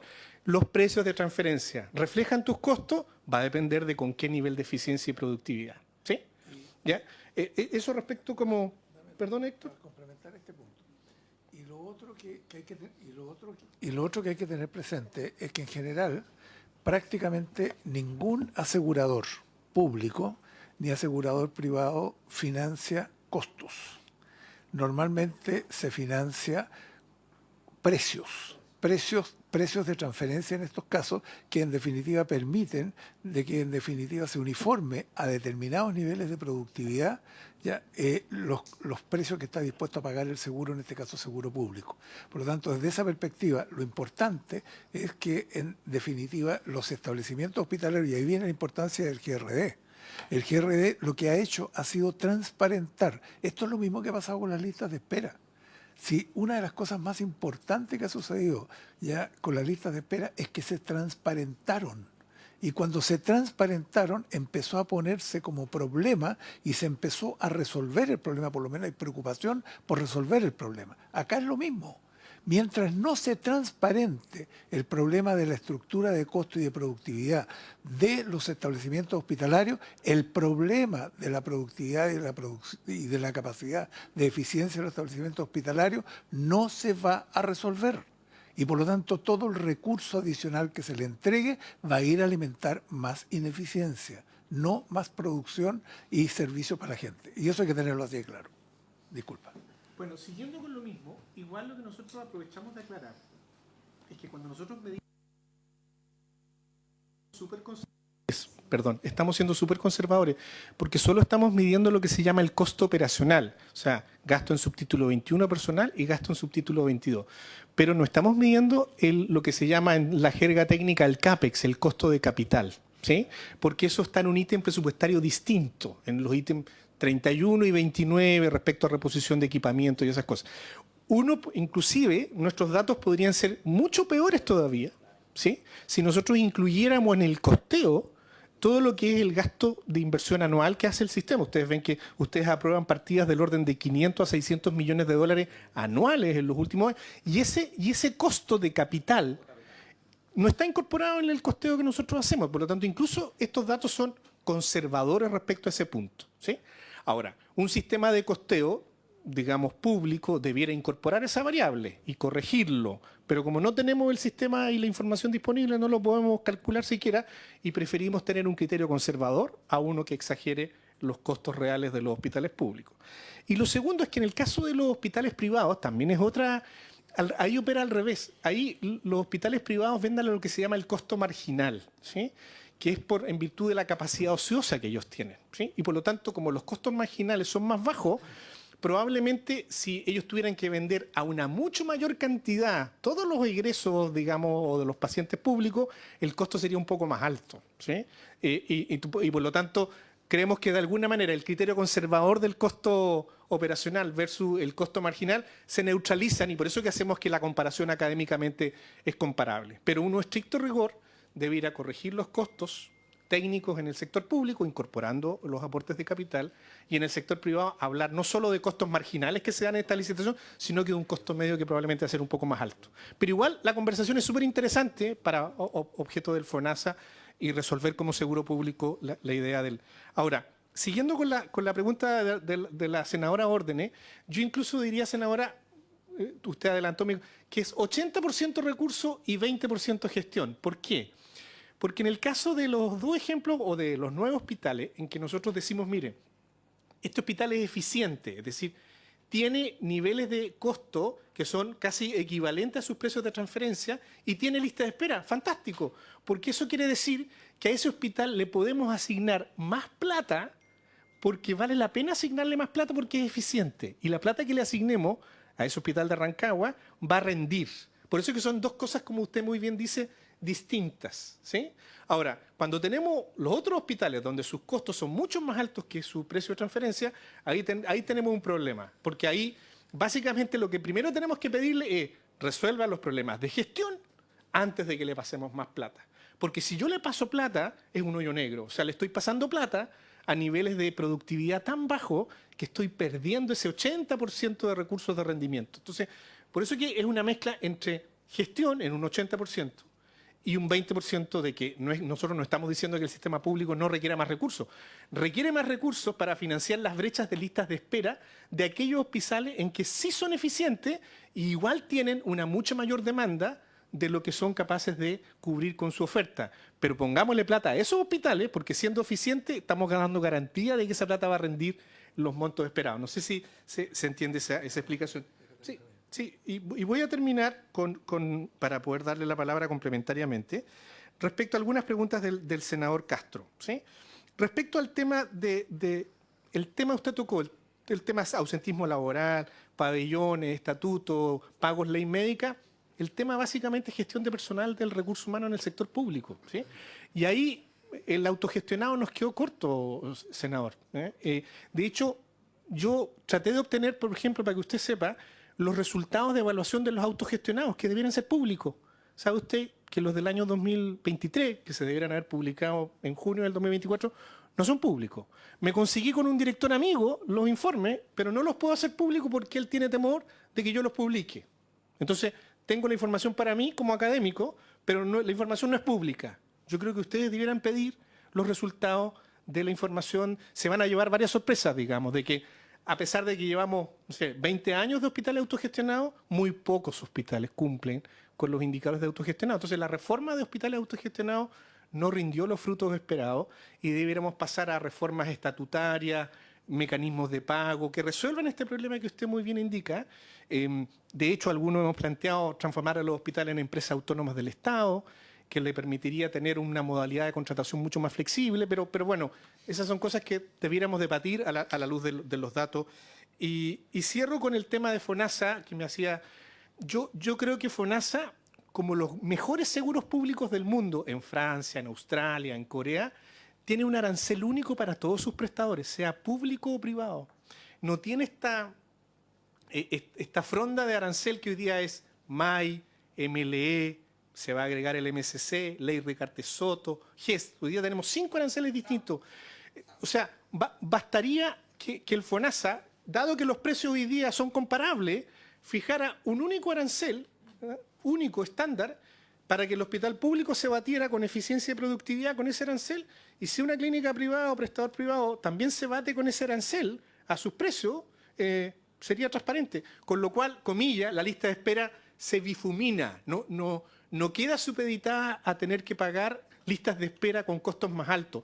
Los seguros públicos europeos y anglosajones o de Asia funcionan en esa lógica, un arancel único como precio de referencia, que es obligatorio para el sector público y de referencia para el sector privado, y eso sería muy transparente, digamos, para todos. Doy la palabra para Héctor y Benjamín. Mira, y respecto de la ley de FONASA, para que eso pueda funcionar, lo que estaba señalando Manuel, es fundamental que la reforma de FONASA tiene que ser una reforma en la cual realmente se comporte como seguro público, tenga una muy buena gobernanza y tenga independencia del aparato público prestador. No hay que olvidar que FONASA hoy día es el fondo que financia el sistema público prestador. No es el seguro que cubre las necesidades de sus beneficiarios. Eso hay que tenerlo claro. Si se cambia la lógica hacia un seguro público, su principal rol, su principal función va a ser cubrir las necesidades de sus beneficiarios. ¿Con quién? Con quien se las ofrezca en mejores condiciones, en mejor precio y en mejor oportunidad.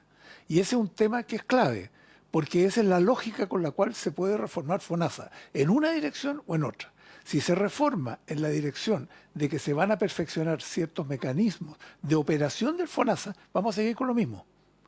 Vamos a seguir exactamente con lo mismo. Si FONASA se transforma en un seguro público, la situación pasa a ser diferente. Porque en definitiva, el FONASA adquiere un rol como el que tienen los seguros públicos en los países desarrollados en el mundo entero. ¿Ya? Los sistemas más públicos del mundo tienen sus seguros, la entidad que gestiona el financiamiento tiene la mayor independencia respecto de los prestadores públicos. Por lo tanto, desde esa perspectiva pasa a ser un tema central. Benjamín. Sí, no, bueno, agradecer la instancia y solamente señalar de ejemplos de cómo FONASA podría tener este rol de asegurador público. En la ley de presupuesto de este año, la mayor parte de los incrementos que tiene el FONASA como aumento de recursos están asociados al aumento de las cotizaciones y se hace una disminución del aporte fiscal. Por lo tanto, si es que el FONASA tuviese ese rol de seguro, tendría que tener un aporte fiscal permanente y que si es que vienen más cotizantes al FONASA a hacer uso de sus esquemas de protección, el FONASA pueda generar mayor prestaciones a través del financiamiento y la asignación de los recursos públicos. Y lo que señalaba al final el senador Castro, respecto al aumento de la cotización. Por supuesto que sería bueno a lo mejor un aumento de la cotización al 7% de la salud, en el sentido de poder entregar mayores recursos al sistema. Sin embargo, estos deberían estar ligados a generar mayores niveles de acceso y que la modalidad de libre elección hoy día es de las que está más detenida y ahí es donde se deberían ir generando a lo mejor los recursos, sin desestimar los aumentos de recursos que requiere el sector público a través de todos estos mecanismos que se han propuesto. Así que... Oye, se agradece infinitamente la presentación. Yo creo que parte importante de lo que ustedes han expuesto hoy día tiene que ser base para las modificaciones futuras que se tengan que hacer a lo que está pendiente todavía, que es la gran reforma en materia de salud, la gran reforma del sistema, que llevamos demasiado tiempo. Yo en eso suscribo el planteamiento que llevamos mucho tiempo hablando de ISAPRE y poco tiempo hablando de la salud pública en general y cómo estos temas impactan en el final en la diferencia entre la salud y la enfermedad y la vida y la muerte de las personas. Así que listas de espera y todo al final derivan de una mala ejecución o una falta de planificación del sector salud en su conjunto. Así que le agradecemos de verdad la presentación. Y tenemos la última parte de la sesión, que es la presentación de la Asociación de Pacientes de Enfermedades Raras y Poco Frecuentes. ¿Sí? Bueno, solamente para que nos hiciéramos cargo de las recomendaciones que han hecho Sí. los expertos en cuanto a los estudios de costo, productividad y GRD en los hospitales, que eso pudiéramos adoptarlo como acuerdo a solicitarlo al Sí, Ejecutivo. ¿te parece? solicitárselo al Ejecutivo y además remitirle este informe integralmente si es que no lo han tenido todavía en consideración, porque creo que sirve para los efectos de... Sí, por favor, lo que ustedes quieran pedirle a la Comisión respecto a esta Una presentación. sugerencia. Nosotros creemos de que esa debiera ser un requerimiento permanente. Así como es la glosa presupuestaria a la cual se aprobó la información, por ejemplo, de las personas que están en lista de espera y los fallecidos en lista de espera. Que no tengamos yo que ir al creo acá Consejo de la tiene que ser- Transparencia, lógico. Tiene que ser exactamente igual. Lógico, me parece, me hace sentido y que se plantee como sugerencia en el oficio respecto al tema. Muchas gracias, don Héctor, muchas gracias, don Manuel y don Benjamín Ahumada que nos hicieron esta presentación. Sí. Y está también disponible en la página web de del sí. La presentación a la Secretaría de... Perfecto, quedó disponible. Muchas gracias. Para que se identifique, porque no está acá en la tabla de la Asociación de Pacientes de Enfermedades Raras y Poco Frecuentes, sería la doctora Rosa Pardo, acompañada de la señora Leonor Bustamante, Jessica Cubillo y el señor Francisco Vidangosi. Le agradecemos su presencia. El senador Chaguán también nos había planteado que era importante que pudiésemos tener acceso a esta declaración, a este documento que ustedes han emitido en el mes de noviembre del año pasado, así que le ofrezco la palabra para que puedan contarnos un poco de qué se trata. Buenos días, gracias, senador, y saludos a todos los senadores y senadoras participantes de esta comisión. Todos sabemos que estamos claros que nuestro crecimiento depende del crecimiento de Chile y que Chile depende de su crecimiento de nosotros. Pero para crecer necesitamos que sea una estrategia colectiva y en la cual todos los agentes que estén involucrados en cualquier estrategia participen, remen juntos para poder lograr un objetivo. Y nada más cierto que eso que para las enfermedades poco frecuentes en el país, que afectan aproximadamente a 1,5 millones de habitantes en Chile. Es importante, igual para nosotros entonces, tener presente de que debemos desarrollar distintas estrategias y para esas estrategias vamos a necesitar mucha gente, muchas manos y por eso es que estamos aquí con ustedes presentándoles una iniciativa que surge y que es firmada por 159 participantes de una actividad que se llamó el primer Congreso de Enfermedades Poco Frecuentes, Huérfanas y Raras de Chile, que se celebró entre el 13 y el 15 de noviembre. Fue un trabajo que se adelantó, un primer borrador, por alrededor de 40 o 50 personas y después se presentó a toda la audiencia, que tuvimos más o menos 500 participantes, para que pudieran hacer sus enmiendas y finalmente votaran y participaran de esta iniciativa todos aquellos que quisieran hacerlo. Nos acompañan, igual como mencionó el senador Macaya, nuestros miembros del comité organizador, la señora Jessica Cubillos, la doctora Bustamante y el señor Francisco Vidangosi, y yo, que soy Rosa Andrea Pardo, que soy pediatra genetista y docente titular de la Universidad de Chile. Para que ustedes sepan de dónde nace esto, es del Congreso Nacional. En ese congreso, cuando se hizo el comité científico, se planteó que la iniciativa era que todos los que estábamos trabajando en Chile, en el marco de las enfermedades poco frecuentes, nos conociéramos, porque estábamos muy atomizados, ni siquiera nos identificábamos entre nosotros mismos y pudiéramos hacer una red de trabajo real que impactara en el enfrentamiento de estas condiciones a lo largo del país. Y tuvimos otros objetivos, evidentemente los específicos, que eran visibilizar las condiciones, transparentar que existía la odisea diagnóstica, tocar puertas y algunas veces llegar a diagnóstico y otras todavía estar sin diagnóstico, promover esta interacción entre todas las redes, promover el cuidado no solamente del paciente, sino también de aquel que cuida al paciente, hablar de en qué estamos en políticas públicas en Chile en este momento, intercambiar opiniones con otras entidades de otros países vecinos, hablar cuál era el punto y el status quo en el que nos encontrábamos en diagnóstico, tratamiento e innovación e investigación en esta área en el país y plantear metas, sugerencias para dónde deberá seguir esto.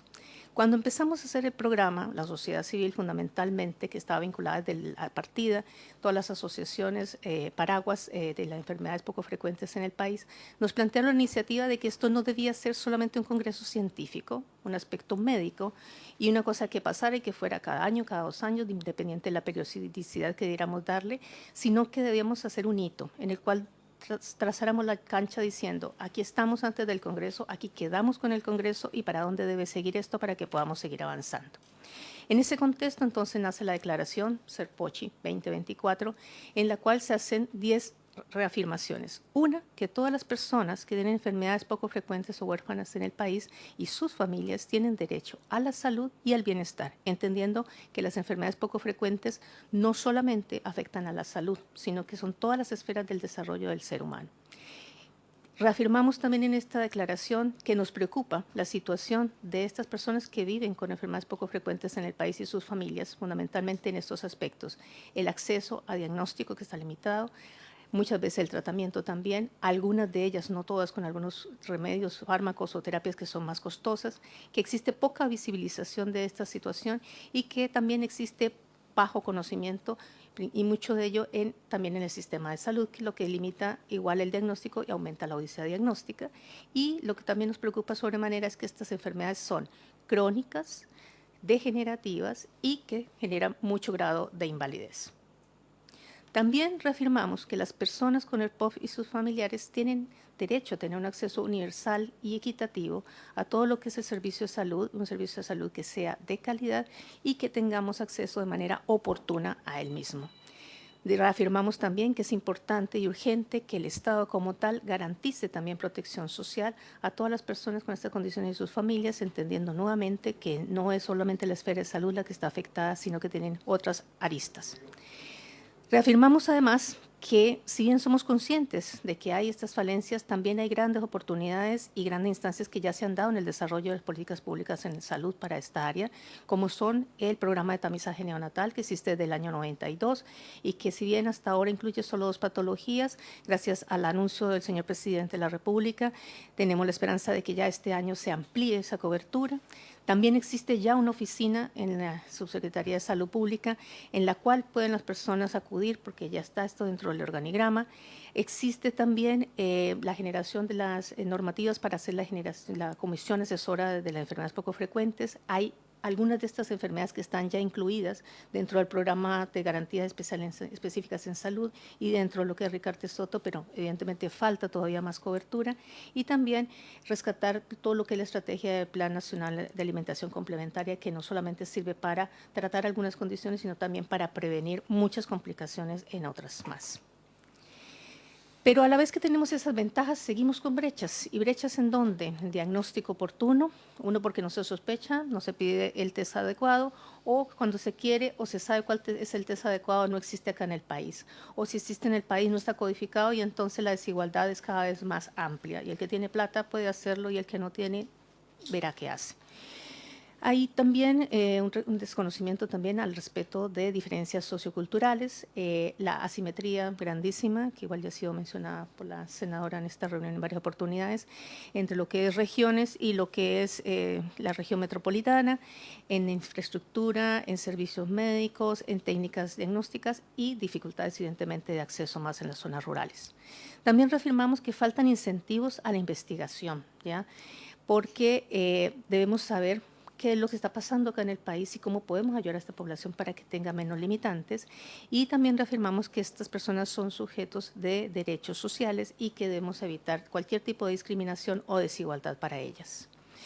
¿Y qué fortalezas identificamos los firmantes de esta declaración a nivel nación, a nivel población? La existencia de las asociaciones de pacientes que están haciendo bastante gestión de abogacía para que se vaya moviendo cada vez más la aguja y esto vaya entrando dentro de más políticas públicas, que también se están haciendo asociaciones de cuidadores que están en torno a estas personas, que tenemos universidades, instituciones de investigación de alta trayectoria y reconocimiento internacional que permitirían avanzar en investigaciones en esta área y capacitar además a personas para poder que puedan identificarlas y disminuir la odisea diagnóstica. Y además que esta idea, esta declaración no es un evento antojadizo, sino que está dentro del marco de todo lo que es la Estrategia Nacional de Salud para este decenio 21-30, en la cual se habla que su objetivo a este nivel sería disminuir el impacto de las enfermedades poco frecuentes en la calidad de vida de las personas, familias y comunidad que las pueda presentar. Y en este contexto, entonces, finalmente reducimos nuestra solicitud a que el Gobierno de Chile, encabezado por el señor presidente, los ministros, en representación en este momento la subsecretaria de Salud, a quien también le iremos a hacer entrega posteriormente a la ministra en sus dependencias de esta misma declaración, al Congreso, usted es parte de él, a los gobiernos regionales, a las municipalidades y a todas las personas que tengan que ver directamente con el gobierno dentro del país, a que haya un registro de enfermedades poco frecuentes para saber cuántos son, dónde están, qué necesidades tienen y cómo se les puede ayudar. A que se instaure un plan nacional de enfermedades poco frecuentes para poder hacer un manejo integral de ellas, y en el cual no solo esté salud, insisto, sino que estén varios de los otros estamentos que tienen que ver con el desarrollo integral de una persona. Que exista y que se apruebe lo antes que se pueda posible una ley que regule, que nos dé un marco, que nos diga al menos cuál va a ser la definición operativa en el país de qué se define como una enfermedad poco frecuente, porque hay que saber que las enfermedades poco frecuentes dependen de la prevalencia, la frecuencia que ocurre en el país. Entonces, hay países que es 1 en 5.000, otros 1 en 50.000, 1 en 2.000. Lo más estándar es menos de 1 por cada 2.000 habitantes del país. Pero ese dato es súper relevante que lo tengamos ya definido aquí para empezar a ver cómo es que se va a empezar esto a trabajar. Y además generar estrategias que permitan reducir costos en todas las tecnologías, no solamente fármacos, sino tecnologías en general de alto costo. Y para eso se puede hacer alianzas estratégicas con organismos internacionales como la OPS, la OMS, y también hacer intercambios legislativos. Ustedes mismos cuando tienen estas jornadas que son de la TAM, de legisladores, hacer redes de leyes y plantear iniciativas en las cuales nos permitan dialogar como un mercado común frente a posibles vendedores de estas tecnologías. Aumentar también, como mencionamos antes, la importancia de aumentar el número de patologías que están incluidas dentro del tamizaje neonatal. En este punto, entonces, ahí se termina la declaración. Les recuerdo que fuimos 159 las personas que firmamos esta iniciativa y que ahora lo que les estamos invitando a ustedes es que se hagan partícipes de esta experiencia virtuosa para que sigamos creciendo en este campo, para que podamos darle oportunidad a este 1,5 millones de personas que habitan en Chile con ellas de que sean escuchados, que estén acompañados y que tengan el máximo desarrollo de todos sus potenciales y capacidades. Gracias, señor senador. Este ha sido un tema de permanente preocupación de esta comisión. Yo agradezco mucho la presentación de este informe porque obviamente tenemos decisiones legislativas que tomar en las próximas semanas respecto a este tema en particular. Yo no sé si los señores de parlamentarios, quizás el Ejecutivo, pueda hacer algún planteamiento, algún comentario respecto a esta presentación. Sí, gracias, señor presidente. Agradezco la presentación. Solo quiero tomar esta oportunidad para manifestar el compromiso del gobierno de avanzar en muchas de los requerimientos que usted expone en su presentación. De hecho, hemos apoyado, hemos patrocinado el proyecto de ley que hoy día está en tramitación. Este proyecto de ley tiene 4 contenidos. Lo primero es la oficialización de una definición de las enfermedades poco frecuentes. A raíz de eso genera un listado que permita entonces sostener un registro nacional como lo solicita y también que se oficialice la comisión asesora. Esos son los contenidos del proyecto que hemos patrocinado y que efectivamente ya está en tramitación en el Senado. Además, también para la formulación presupuestaria de este año hemos obtenido una expansión para justamente avanzar de las dos condiciones del tamizaje neonatal a 26 enfermedades, por lo cual también estamos avanzando en esa materia. Gracias, presidente. Perfecto. Entonces, mañana de hecho vamos a estar en tabla, así que quizás va a estar con el proyecto que ha sido patrocinado y ha sido apoyado por esta comisión. Así que un tema bien importante, hacer un avance, y esperamos que para para la asociación constituye también un hito en la historia de su organización. Así que, sin más temas, agradeciendo a todas las personas que han... Sí, sí, pues aprovechemos porque nos quedan todavía de la actividad. Perfecto, perdón, subsecretaria, porque le habíamos pedido si tenía algún comentario respecto a las indicaciones que se van a presentar con el plazo que fijamos, aumentamos al día lunes. Así que cuéntenos un poquito cómo viene esa conversación que están teniendo hoy día los asesores también. Sí, muchas gracias, señor presidente. Bien, las indicaciones en detalle ustedes las van a conocer cuando ingresen formalmente, pero yo quería tomar esta oportunidad para dar un poquito más de información sobre el contenido general que vamos a presentar. Y esto es siguiendo, como yo comentaba al inicio de la sesión, las conversaciones que se tuvieron en la mesa técnica que tuvimos desde el Ejecutivo con los asesores de todos los senadores y senadoras acá presentes. Y ahí identificamos, en ese espacio más en las presentaciones que se han hecho aquí en esta comisión, 3 grandes temas a los cuales responder. El primero, las preocupaciones con respecto a la prevención del suicidio, a la desinstitucionalización y la participación social.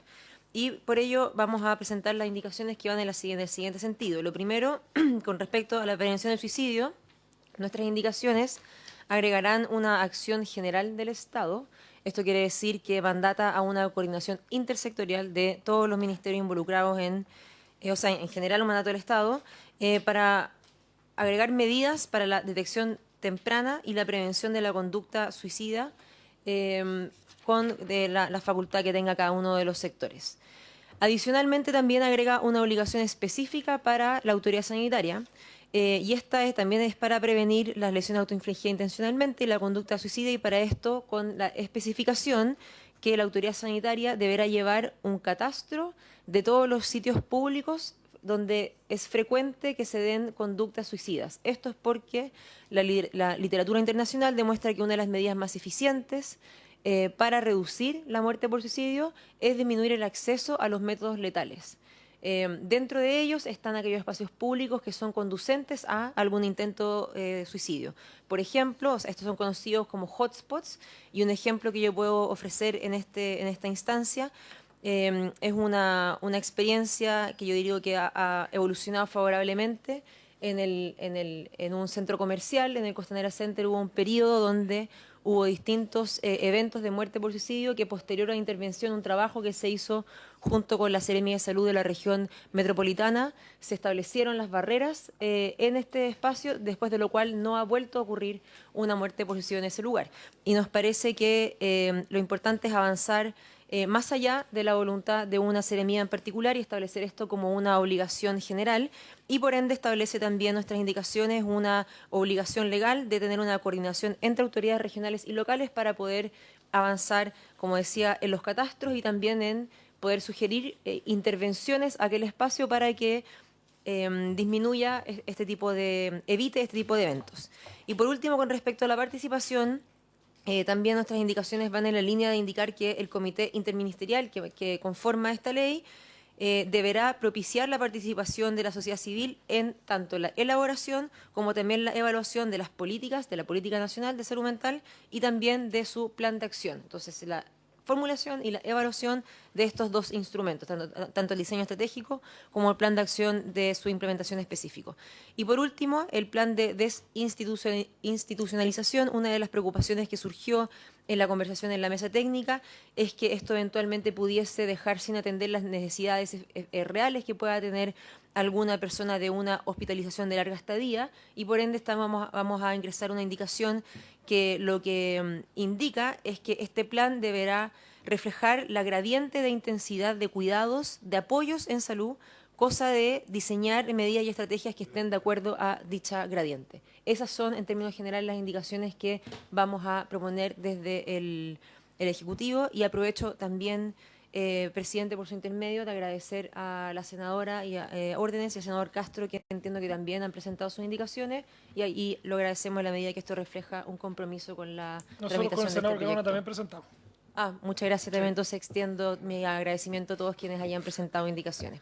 Así que ya, entonces estaríamos... Muchas gracias, subsecretaria. El día lunes entonces esperamos formalmente las indicaciones ya para para poder ojalá avanzar bastante en la discusión de este tema el próximo martes. Así que, habiéndose cumplido, senador Kusanovich, le damos la bienvenida a esta última parte de la sesión. No sé si tiene...